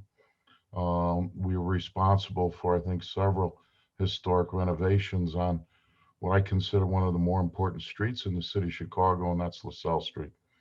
We were the owner developers of the JW Marriott back in 2007, where we had acquired the building at 208 South LaSalle in 1996. ABN AMRO, a 650,000 foot tenant moved out into the West Loop, and we had many floors that were vacant. And after doing many, many studies, we concluded, along with our friends at Marriott, that what was missing in downtown Chicago was a luxury hotel. And that we wanted to add that option for business and leisure travelers to the city. And a lot of people thought we were crazy because the downtown loop was a little bit of a ghost town after 5 o'clock and on weekends. But we invested significant capital, and the JW Marriott, I think, is much acclaimed. A hotel, it was won many awards, and really stimulated the vibrancy of the downtown Chicago area. I think after we opened the JW Marriott in 2010, I believe something like 28 new hotels have been built in the Loop.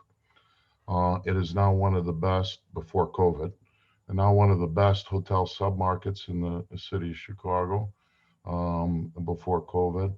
And I think something like 60 restaurants have opened downtown area. I'm really proud and to be part of what I consider, the revitalization of the downtown area, especially this block. I think this block in the city of Chicago is probably one of the most photographed and one of the most beautiful blocks in the city. I think probably 90% of the couples that get married in the city always have their photographs in the center of LaSalle Street with the Board of Trade as a backdrop. It's a very beautiful setting. And we're really delighted and proud to bring another luxury hotel to this building, to this neighborhood on the upper floors. Our goal here is for this hotel to be just a notch above the level of quality that guests enjoy at the JW Marriott, but in a more luxurious and a little bit more intimate setting, because we're 232 rooms instead of the JW Marriott has 610. So I'm very, very pleased and proud to be part of this project. We also, I might remind the committee that we redeveloped the 38-story Roanoke building on the corner of LaSalle and Madison into the world's largest and I think most luxurious residence inn in the world, which we're very proud of, and has really become a great anchor in the heart of the Loop. I really believe this project will add additional vitality 24/7 to this part of our historic financial district. And I'm pleased to answer any questions that any commissioners may have. I also would like to speak a moment about what I believe are some unfortunate comments by Mr. Lou Weeks with the union Unite One. I think he's relatively new to the union, and I don't think he's communicated with people at the union, but I am quite a friend of the union. I single-handedly convinced Marriott in 2008 to sign a card check neutrality agreement for the JW Marriott, and it was the first Marriott hotel in the city of Chicago after 50 years to have a collective bargaining agreement with Unite One. Our new residence inn, 381 Keys, also we agreed to a card check neutrality agreement, and is a union hotel today. So I feel Mr. Weeks' comments were misplaced I was very disappointed. I've never met with Mr. Weeks, and I'm surprised by his position on the subject. I've told Alderman Riley and I've told other members over at the union that we will agree to a car check neutrality. So I don't understand what his issue is. So I just wanted to give a little background on that for the members of the commission. And I'm happy to answer any questions in that regard as well. So thank you for your time this afternoon. Thank you, Mr. Reschke. Hey, Mr. Wong, Chairman Wong, can I just make one more comment? I think Yes, it would please. Go clarify a ahead. question that was asked. When the 2007, when the Class L was applied for, it was one PIN and it was owned by one entity. And since that time, the building has been broken up into the ownership of 3 entities. And so there were some questions raised about the scope of the Class L, and this only applies to the PINs of the entity RCP Hotel on the upper 4 floors. So I just wanted to clarify that. Thank you, Ms. O'Keefe.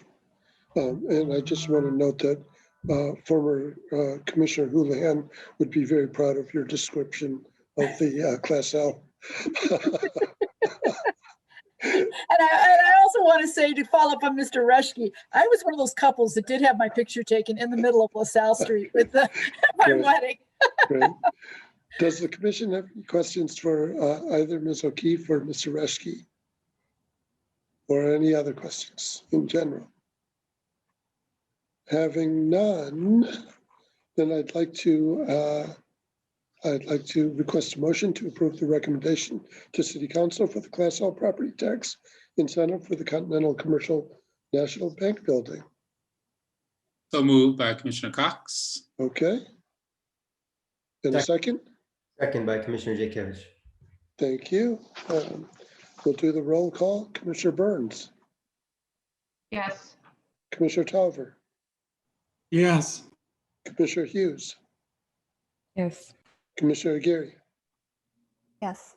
Commissioner Osmond, Yes. and I am also a yes. The motion carries unanimously. Thank you, Bridget and Mr. Reschke and the whole group at Prime. Thank you very and much. good luck. Greatly appreciate your time and support. Thank you. Thank you, Chairman. Next item on the agenda is the property located at 1416 North Milwaukee Avenue.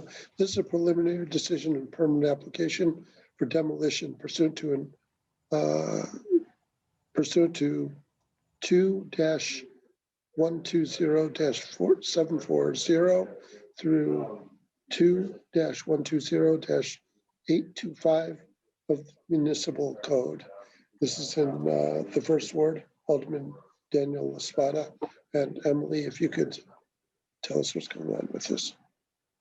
Sure thing. Thank you, Commissioner.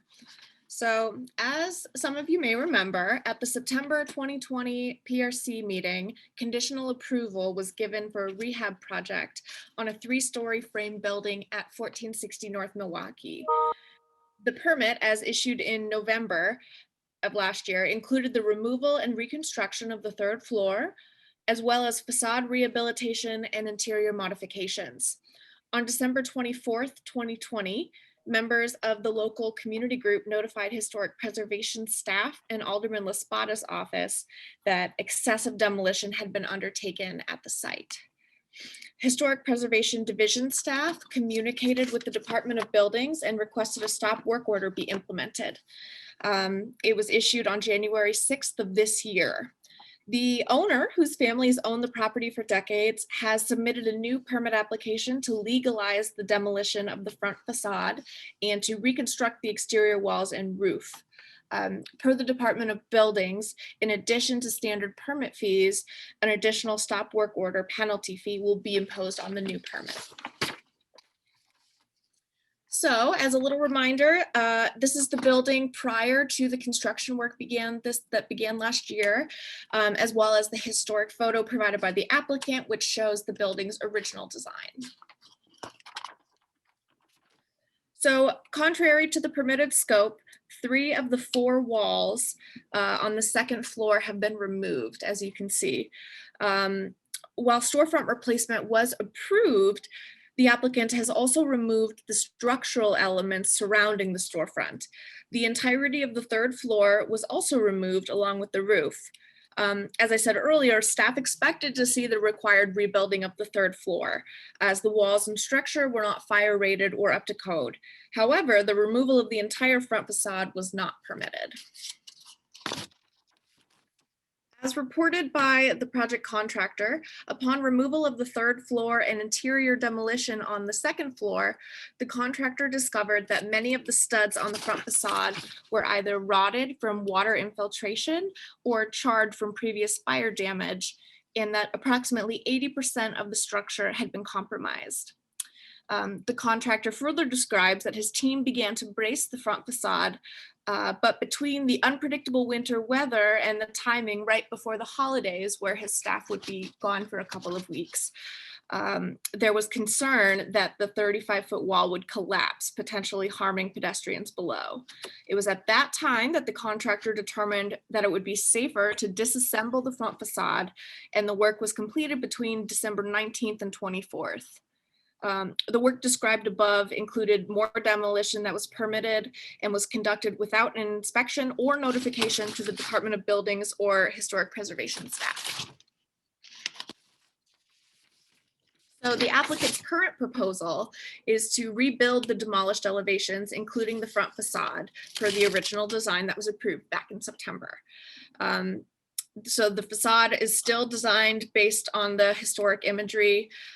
During exploratory demolition in the fall, it was discovered that the non-historic yellow aluminum siding was not concealing any original elements and was in fact attached directly to the wall sheathing. The owner claims that because no historic material was found on the building, there were no elements to be salvaged.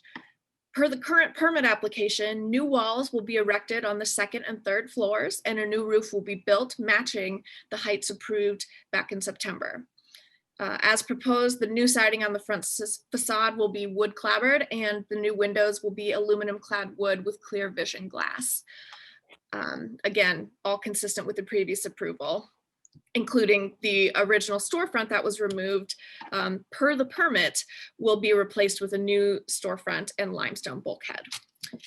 So given that the stop work order and substantial deviation of work already done, contrary to the permit drawings, staff further recommends that the project architect provide status reports, including photographs and dimensions, to staff every month until project completion.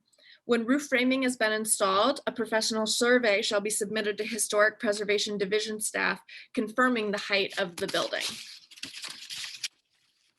So the recommendation in front of you is to approve the permit application for partial demolition and reconstruction of the building, and is adopting the recitals shown on this slide, including that if approved, issuance of this permit will not affect the city's ability to pursue any enforcement action for the violation. And the Department of Planning and Development is currently discussing any further action with Department of Law and Department of Buildings regarding pursuing potential enforcement actions. Okay, so staff recommends that the commission authorize the approval of the partial demolition and reconstruction permit with any conditions as necessary for compliance with commission criteria and guidelines. And as mentioned before, the project architect shall provide status reports to historic preservation staff every month until project completion, including a professional survey of the roof height when framing is complete. In accordance with section 2-120-825 of the Landmarks Ordinance, this also authorizes us to forward a written report to the Committee on Zoning, Landmarks, and Building Standards that will inform them of the committee's decision and the reasons for its decision. So a letter from the Wicker Park community was included in your packet, and I forwarded along an email from Alderman Laspada's office that had a letter with his position. So if you have any questions, I'm here. Otherwise, I believe we have the owner, architect, and contractor here. Thank you, Emily. Does the commission have any questions for Emily at this time? And seeing none, I do want to hear from the owner and their architect to hear what their side of the story is here. So with that, I will call on Benjamin Nykrug.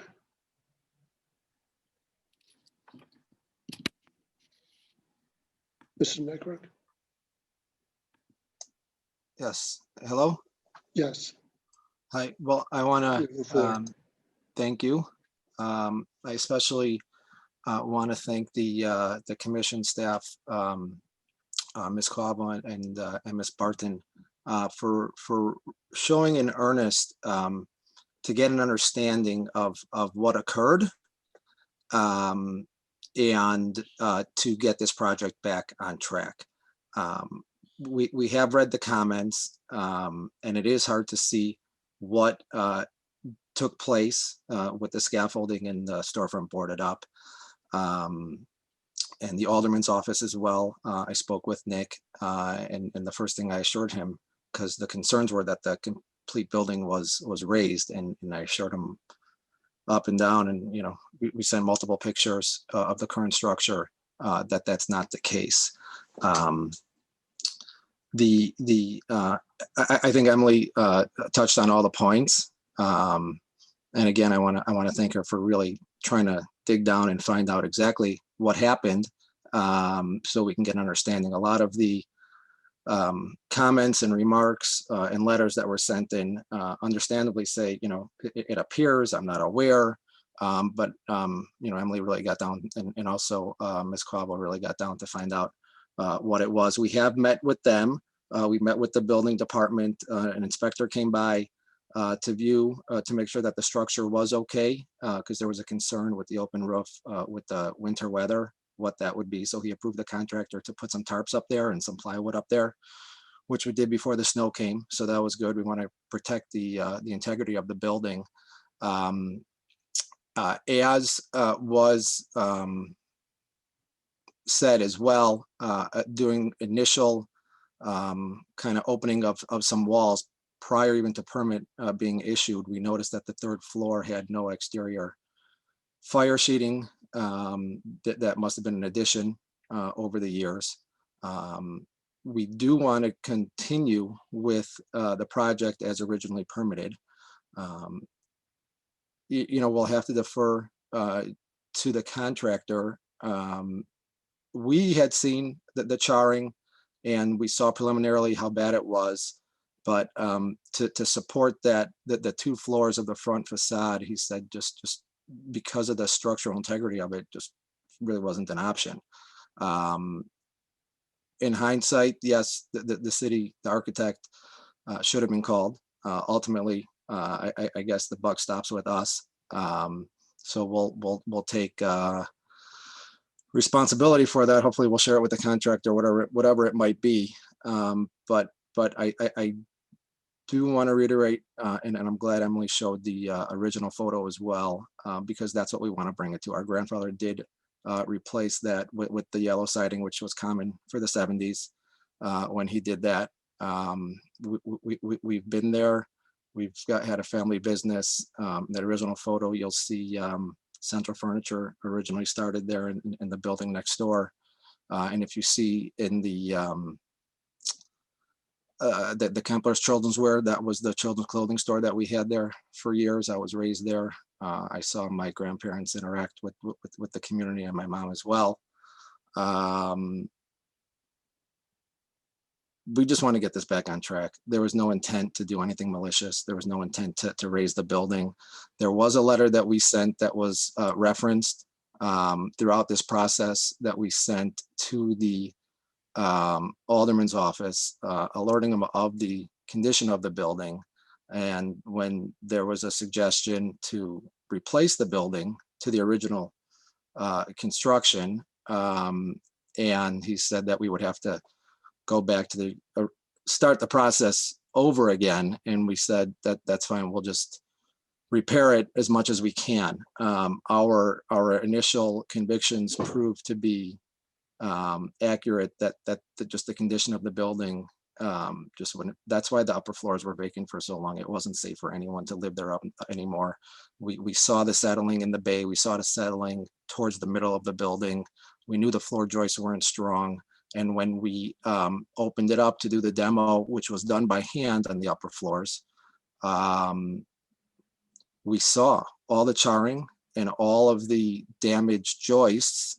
We did send some close-ups of it because still in some of those floor joists that remain, you'll see some charring and damage. And apparently what they must have figured was the lath and the plaster was strong enough to hold up the damaged joists instead of replacing them. And that must have been their way of doing the construction, at that time. Well, once you start opening walls and the contractor didn't feel it was, safe. Certainly I didn't feel safe up there at a certain point.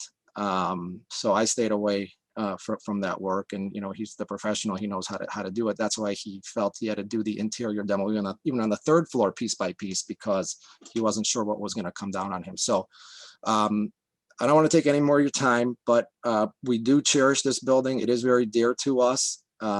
We do want to keep it, and it's going to be beautiful to the original specs. We don't want to veer from that.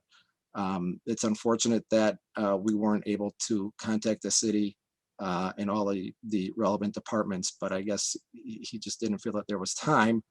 And since I did stress that, we have to see if there's anything behind that yellow siding. And we had checked years ago when we started this, it wasn't there. And then when he took it down and when he looked further explored, he saw there was nothing there. So when we say to bring it back to the original, not that yellow, that's not original. We know what's original, and we have every intent to bring it back there. I just wish in hindsight that we had more time. Maybe the calendar was different. He would have said, we got to do something over here, call the city, because this isn't going to hold up. And ultimately that's what it is. And we just hope that all the departments that we've been in contact with share their enthusiasm for the project to continue.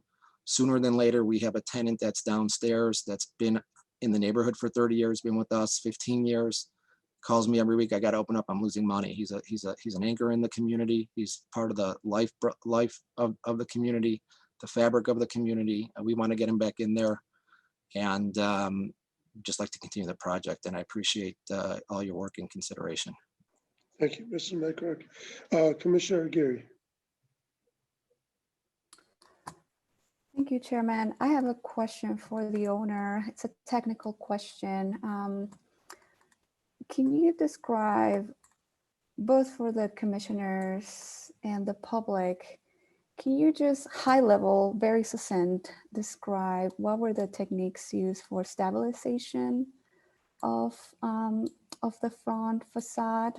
So we know, just, remind ourselves, like, what were the techniques used by your contractor to stabilize the facade?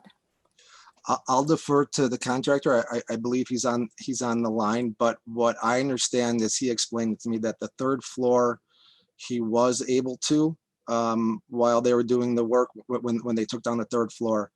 But once he got down to the second floor, apparently another way that they had tried to replace some of the vertical wood wall joists was to piece them together. So if you can imagine, there were a third of it, there were three pieces. So they were all connected side by side. There was not one piece floor to ceiling. So he saw that in a few parts, and he saw some other damages that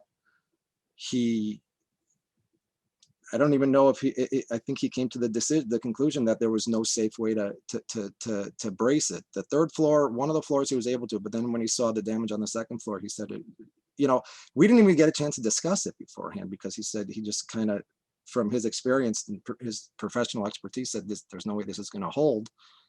Just, the front wall over here. Commissioner Aguirre, would you like the contractor to answer your question? Yes, please. And Mr. Who was that? The contractor? Mr. Nykruk? Who's your It's contractor? Mihai Pop. Okay.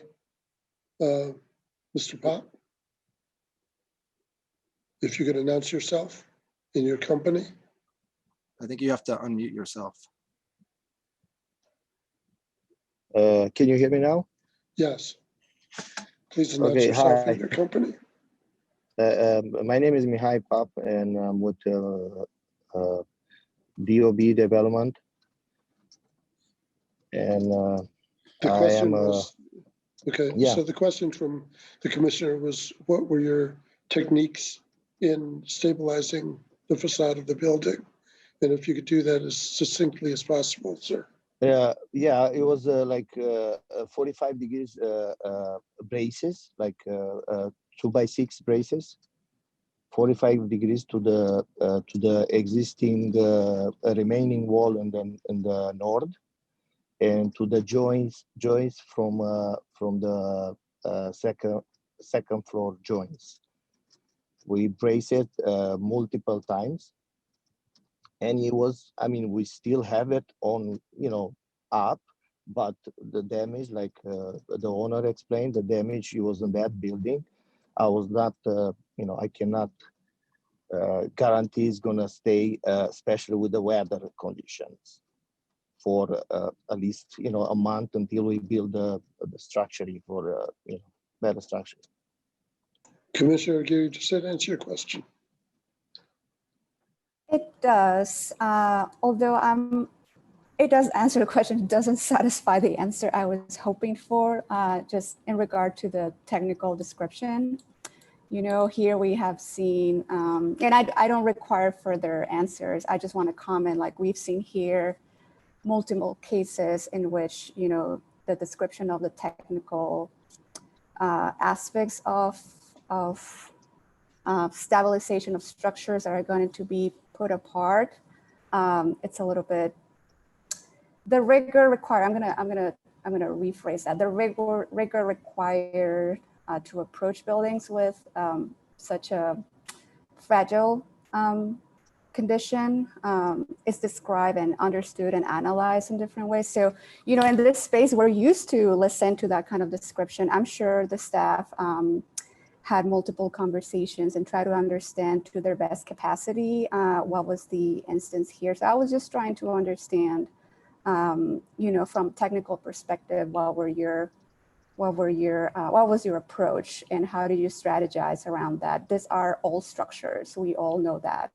So I just wanted to hear from you to what was your approach. I don't need any further answers, Chairman Wong, thank you. Thank you, Commissioner Aguirre. Commissioner Hughes. My question was for Emily. I just want to make sure I understand correctly. If we vote for the staff's recommendations today, you said any legal action or any other kind of disputes on this case will stop. Am I understanding that correctly? My understanding, no, is that if you guys were to approve this, it doesn't stop any further pursuing of penalties or anything. But Michael Gaynor is here. I'm sure he can. Yes, Emily's correct. We've put language in the resolution clarifying that this isn't precluding the city from pursuing, an enforcement action for the violation that occurred. And in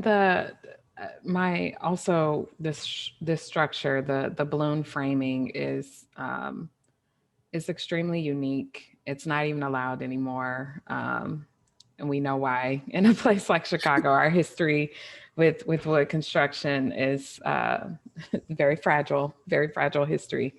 But is it going to be reconstructed in the same fashion to include the balloon framing that existed before? Or are they adjusting the construction to fit the new standards?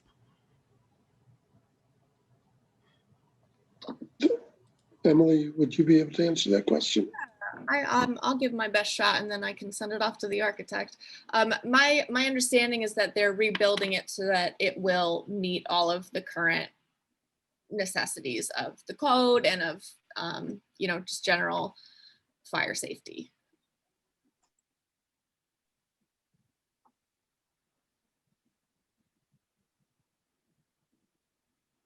Can the architect confirm, please?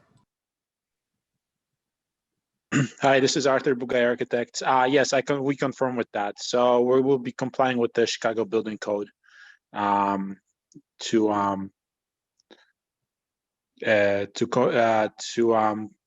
follow the current building code. Commissioner Hughes, that answer your question? It does.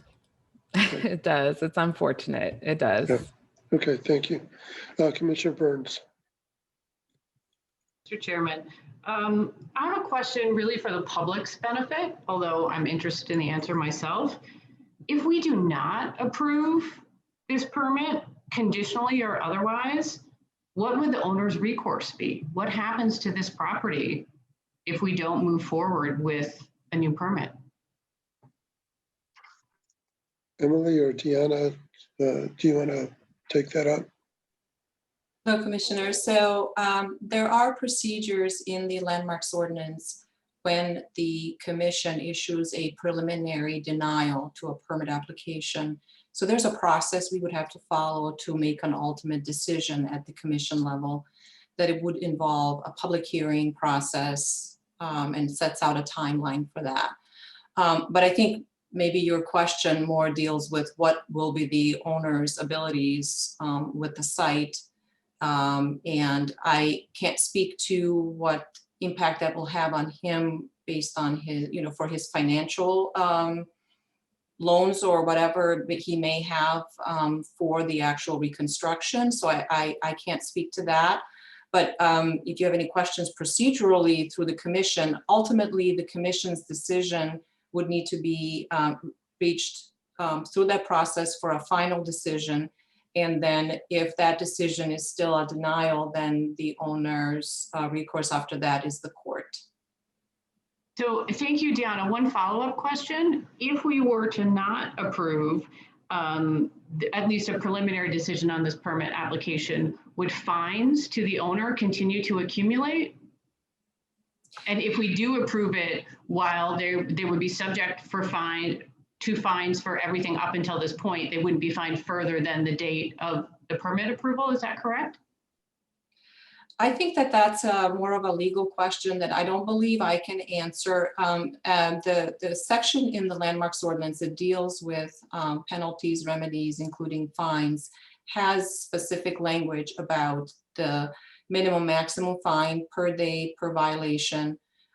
But the final decision or the decision as to the merits of the fine or decision as to imposing a fine through that process is either at circuit court or administrative hearings. And the judge or a hearing officer would need to determine what is the length of time that the fine would apply and calculate that and impose that. So I unfortunately cannot respond to how that calculation could potentially be looked at that point. So that is something that law would advise us on. It would be a process, if I understand this correctly. Correct, Commissioner Burns. but we did confirm, as Emily stated, with law that your decision to approve this permit is not going to impact the ability to pursue other violation actions. Yeah. Correct. Yeah. Commissioner Burns, does that answer your question? I just wonder, Michael Gaynor, if you have anything to add from a legal perspective that would be helpful for the public to know about the extent to which the fines could continue, because I understand that it is on a cumulative daily basis. It is. And I mean, as Deanna said, at the end, that would be up to a judge or an administrative hearing officer. I think it's important to keep in mind that the commission does not levy these fines. The fines are laid out in the municipal code, but it's an enforcement action that the administration has to take to try to levy them and collect them. So at the end of the day, it is up to the judge or the hearing officer. And you make a good point. I mean, if the commission were to go through the process of denying the permit, would the fines continue to accumulate? The code provision doesn't address that. Obviously, where I represent, on the other side where I'm representing the owner, you know, I can see owner's counsel making that argument to the court or to the administrative hearing officer, you know, it would be inequitable to, again, I'm just speaking hypothetically, but making some sort of claim that it would be inequitable to keep on levying fines from that point on of the, you know, from the point of denial of the permit onward. So it's a very good question that the code doesn't answer, and that would be left up to in the hands of a judge or a hearing officer. Thank you. Commissioner Osmann.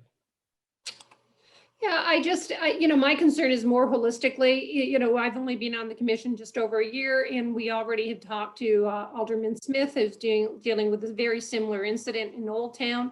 And I'm just concerned about the communication strategy, about why this building was decided to do the renovations in December, if we knew it was a fragile environment to be working in, and especially if we knew that the were going to be off for 2 weeks at Christmas. It just seems, and that all of a sudden that the building, that we couldn't contact the alderman's office, we couldn't contact landmarks, we couldn't contact the building department. It just doesn't sound right. And I'm concerned that this is, you know, this is a trend that we are now seeing in our historic districts. And, you know, this is a balloon flame construction. That's part of our DNA in Chicago. It's not allowed under code anymore. And we can't let this go on. So I just am very, very concerned. It doesn't smell right. Thank you, Commissioner Osmann. Commissioner Hughes. So going back to, yes, Commissioner Osmann, I agree. Every single sentiment that you just said. And also going back to Commissioner Burns' point about, you know, what will happen if we deny today. I want to pose that question in a different way, unrelated to fines. Does the building get saved if we deny today? Is my question.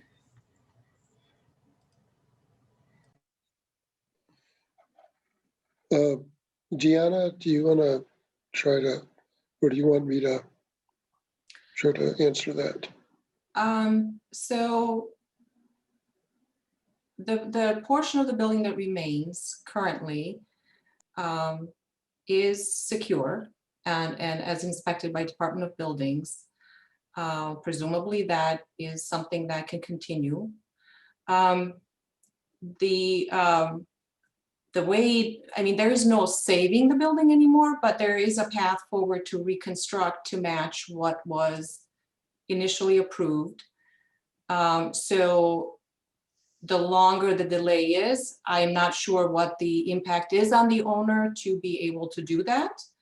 But so in our recommendation, we then take into account that the owner did not come into with a request to expand the building, add another floor, change the design, change the depth of the building, or in any way increase it, but rather to reconstruct. And it brought to mind a similar case at the Defender building, and many members of this commission were not here at that point, but I believe Commissioner Wong might have been, maybe Commissioner Dikievich.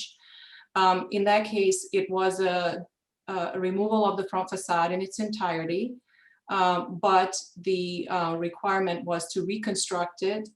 We had to use new materials, but it was completely reconstructed to match all the profiles, color, finish, detailing, to match the original. So, you know, if we do not approve a permit, there is a potential that the building, I mean, the lot would stay vacant or in the condition it is in for indefinite period of time. Thank you, Deanna. And that was actually, there was another case with the Farwell building on Michigan Avenue, the same situation. Commissioner Cox, go ahead. Yeah, I mean, I think it's been interesting to try to ascertain the developer's intent.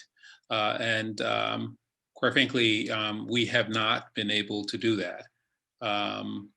And I am most concern that inaction on our part in terms of approving this permit is going to leave a gaping hole in that street, potentially for the foreseeable future. So I want to make sure that we are not going to penalize this historic district because we have not been able to ascertain whether this was intentionally done or mistakenly done. I don't want to cut off our nose to spite our face. That said, I think there is language that we are proposing that would allow us to levy a penalty for letting this happen. You know, whether it's determined by a court or whether it's negotiated through our legal counsel, I'm pretty confident that we are going to do that because the owners need to understand that they set up the circumstances by which they can successfully or not complete their project. And to do this in the dead of winter certainly was set up for potential problems. So I think that I think a fine is warranted here, and it is not up to us to determine what that fine is, but it certainly is up to the city to pursue it aggressively. And we'll see if the developer would like to negotiate that outside a court of law or whether we need to go that route. So, you know, I'm certainly going to support allowing them to complete the work as submitted. That is attempting to do a historically accurate interpretation of that facade. So I just wanted, no one's talked about, you know, what potential we have in seeing a long-term hole in the wall because we don't have, you know, we don't have the facts, and we can't speak definitively of whether this was an intentional or accidental demolition. So Thank you, Commissioner Cox. Commissioner Aguirre? Thank you, Chairman. Just one last comment, and I just want to comment on this. Commissioner Cox, I'm going to disagree with you on this one. I think this is the space for having that debate, and I appreciate this space. I worry. This is my worry. This is where I'm coming from. I worry that we're setting the precedent, and I know there has been many instances in the past. You know, the circumstances vary in other cases, the type of structure, etc. But what I worry about is that we're setting the precedent that it's better to ask for pardon than permission.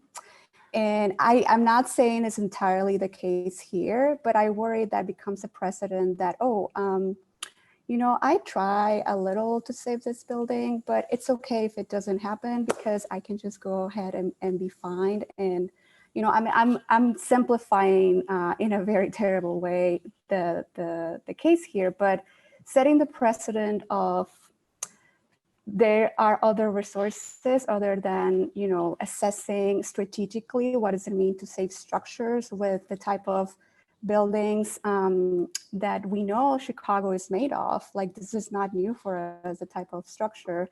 So I'm just expressing my concern that this becomes a practice that it's repeated, that this would not be the last time that we see this, and we just have to create the protocol and the response to allow development to happen, because we all support that our neighborhoods should not have empty spaces. But if the price is going to be, we're just going to have to replace the structures little by little with new materials, well, that's a different conversation, right? So I don't know, I'm just concerned that we're setting a precedent here that might be referenced in the future.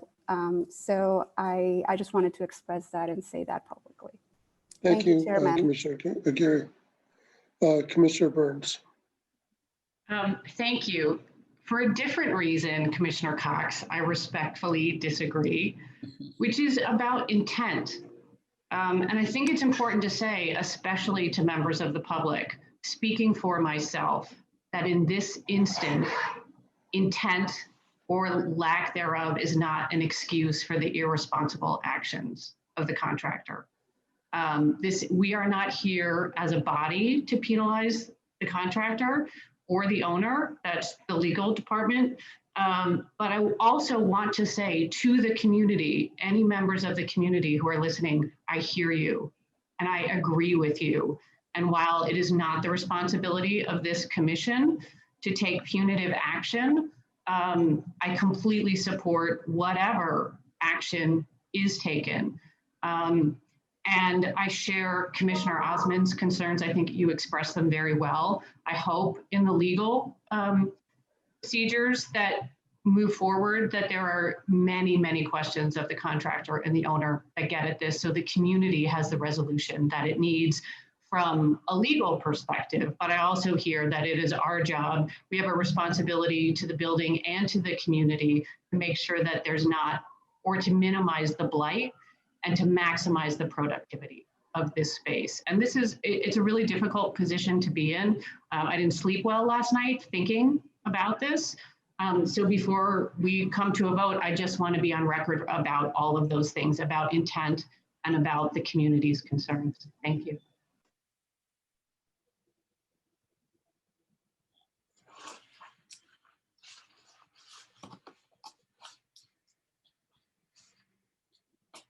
Commissioner Hughes, you had your hand up. Yes, thank you. I think I've already expressed agreement with Commissioner Osmond, but I also want to second Commissioner Aguirre and Burns, because I truly believe that if we're allowing just for reconstruction of an existing building, to the community's point, this is going to set an example for something that's continuing to happen. This is a negligent act, and based on the contractor's words earlier to Commissioner Aguirre's question, it is negligence in my eyes. And you know, whether or not the intent was, you know, we can figure out what the intent was or not.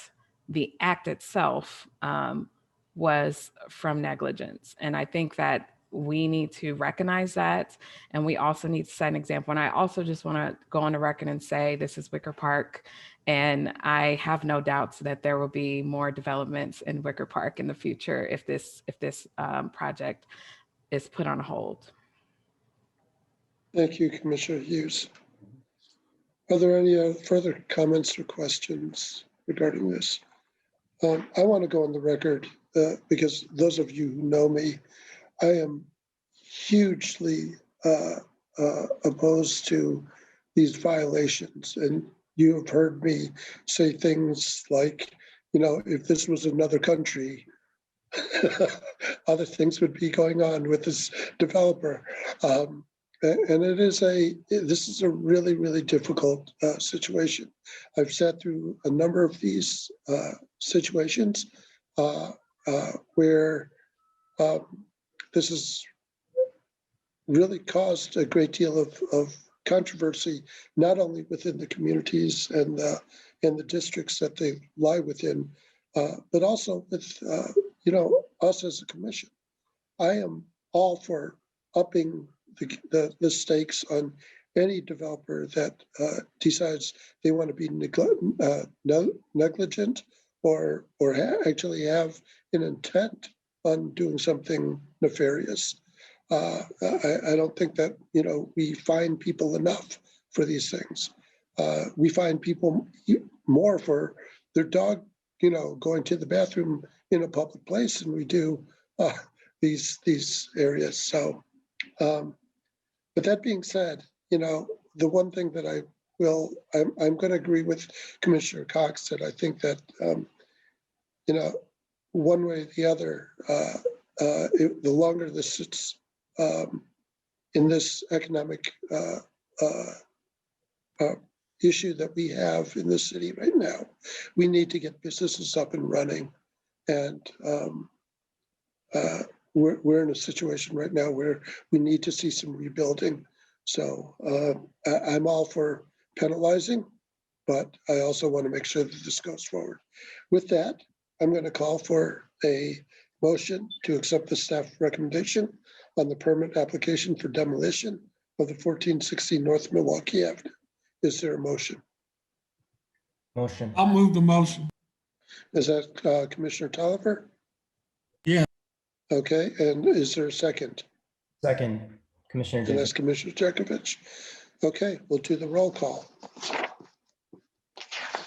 Commissioner Burns, Hesitant, yes. I'm sorry. Sorry, yes. Okay, Commissioner Hughes. Present. Okay, noted. Commissioner Cox, Yes. Commissioner Aguirre. I'm gonna vote present as well. Okay, Commissioner Osmond. Present. Okay. And I am going to vote yes. So we have 2, 3, 4, 5 as yes, and 3 voted as present. I thank you all for the discussion. And this is a difficult situation.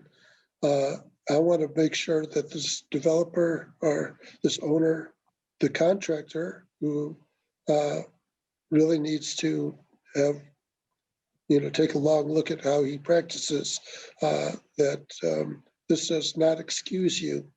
And we're going to continue on with that.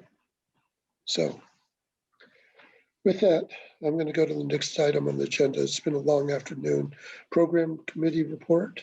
And I'll call in Commissioner Tolliver for the report.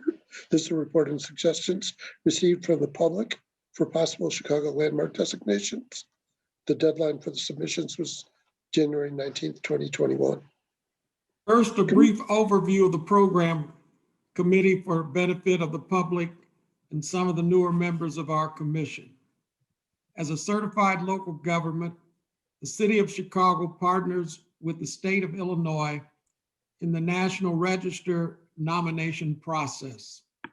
The city has provided an opportunity to weigh in on proposed nominations, which are first reviewed by the State Historic Preservation Office. After this review, nominations are considered by the Illinois Historic Sites Advisory Commission before they are sent to the U.S. Department of the Interior for a final determination. The second function of the program committee is to hear suggestions for the public for the new Chicago landmark designations.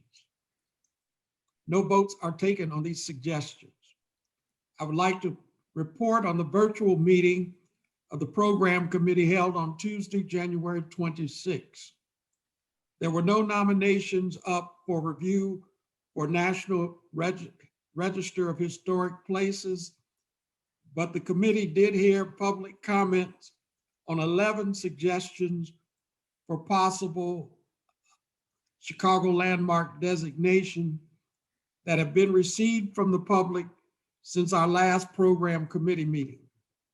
These suggestions have been forwarded to the Historic Preservation Division staff for further review and consideration. No action by the full commission is needed. This concludes my report. Thank you. Thank you, Commissioner Tolliver. Any questions for Commissioner Tolliver from the commission? No questions.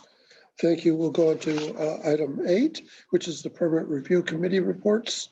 This is the report on projects reviewed at the January 7th, 2021 permit review committee meeting. And I'd like to call on Commissioner Aguirre for the project report, please. Thank you, Chairman. I also want to thank you for your recommendation about chairing the permit review committee. I hope I honor that trust. The Permit Review Committee reviewed 5 projects at its January 7th, 2021 meeting. 4 projects were approved with conditions, and the 5th project was approved and submitted.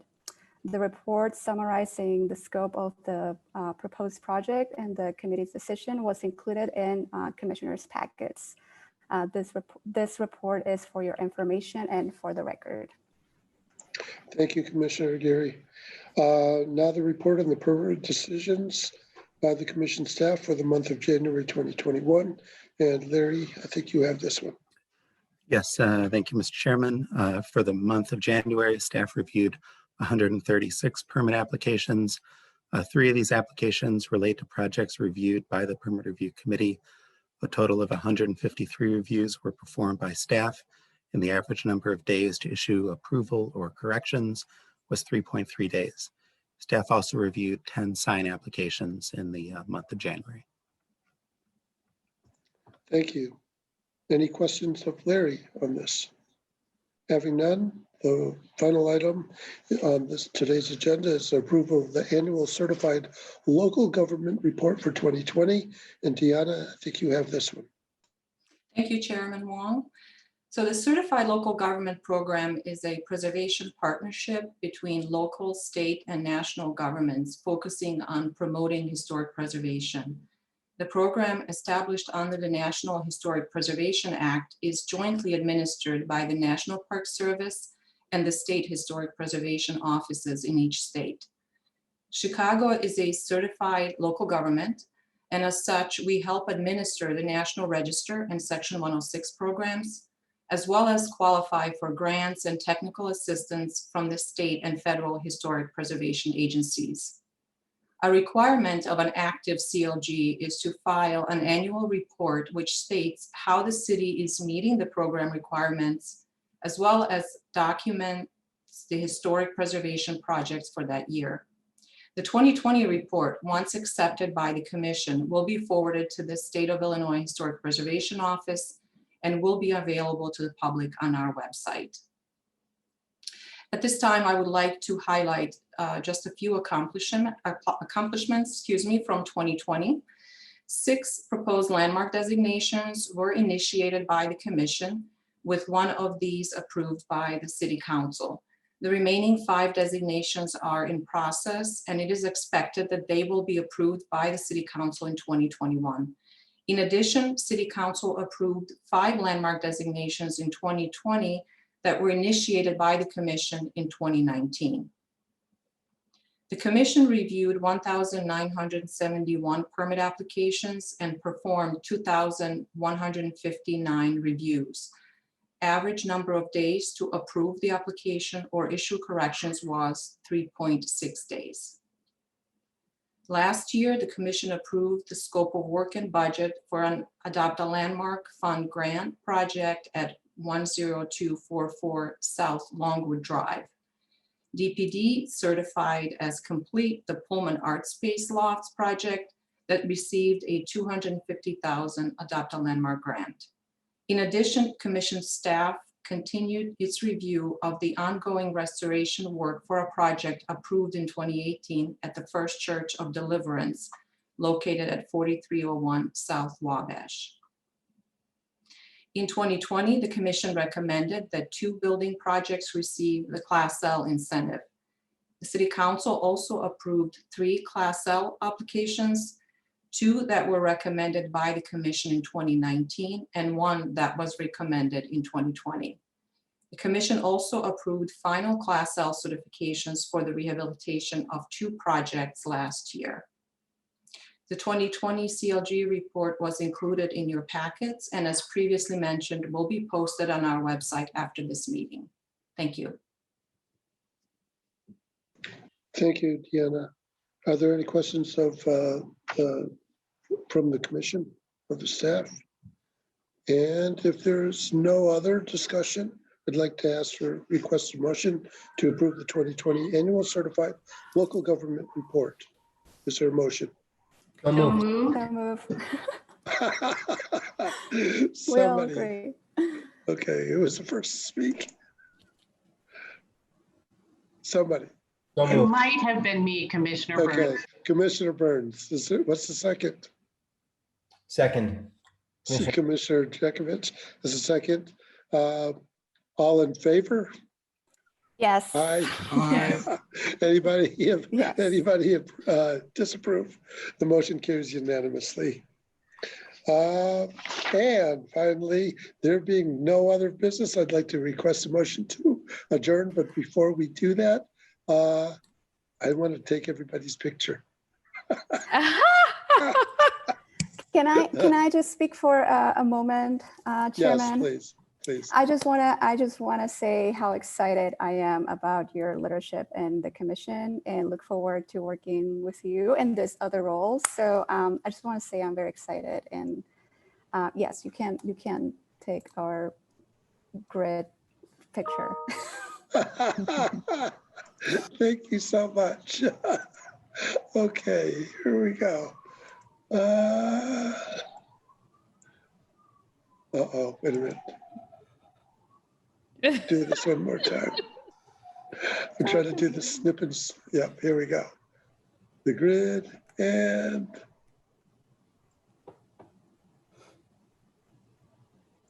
thank you.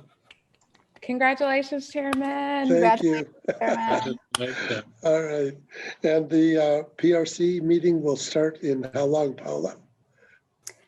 I'm gonna let Diana tell us.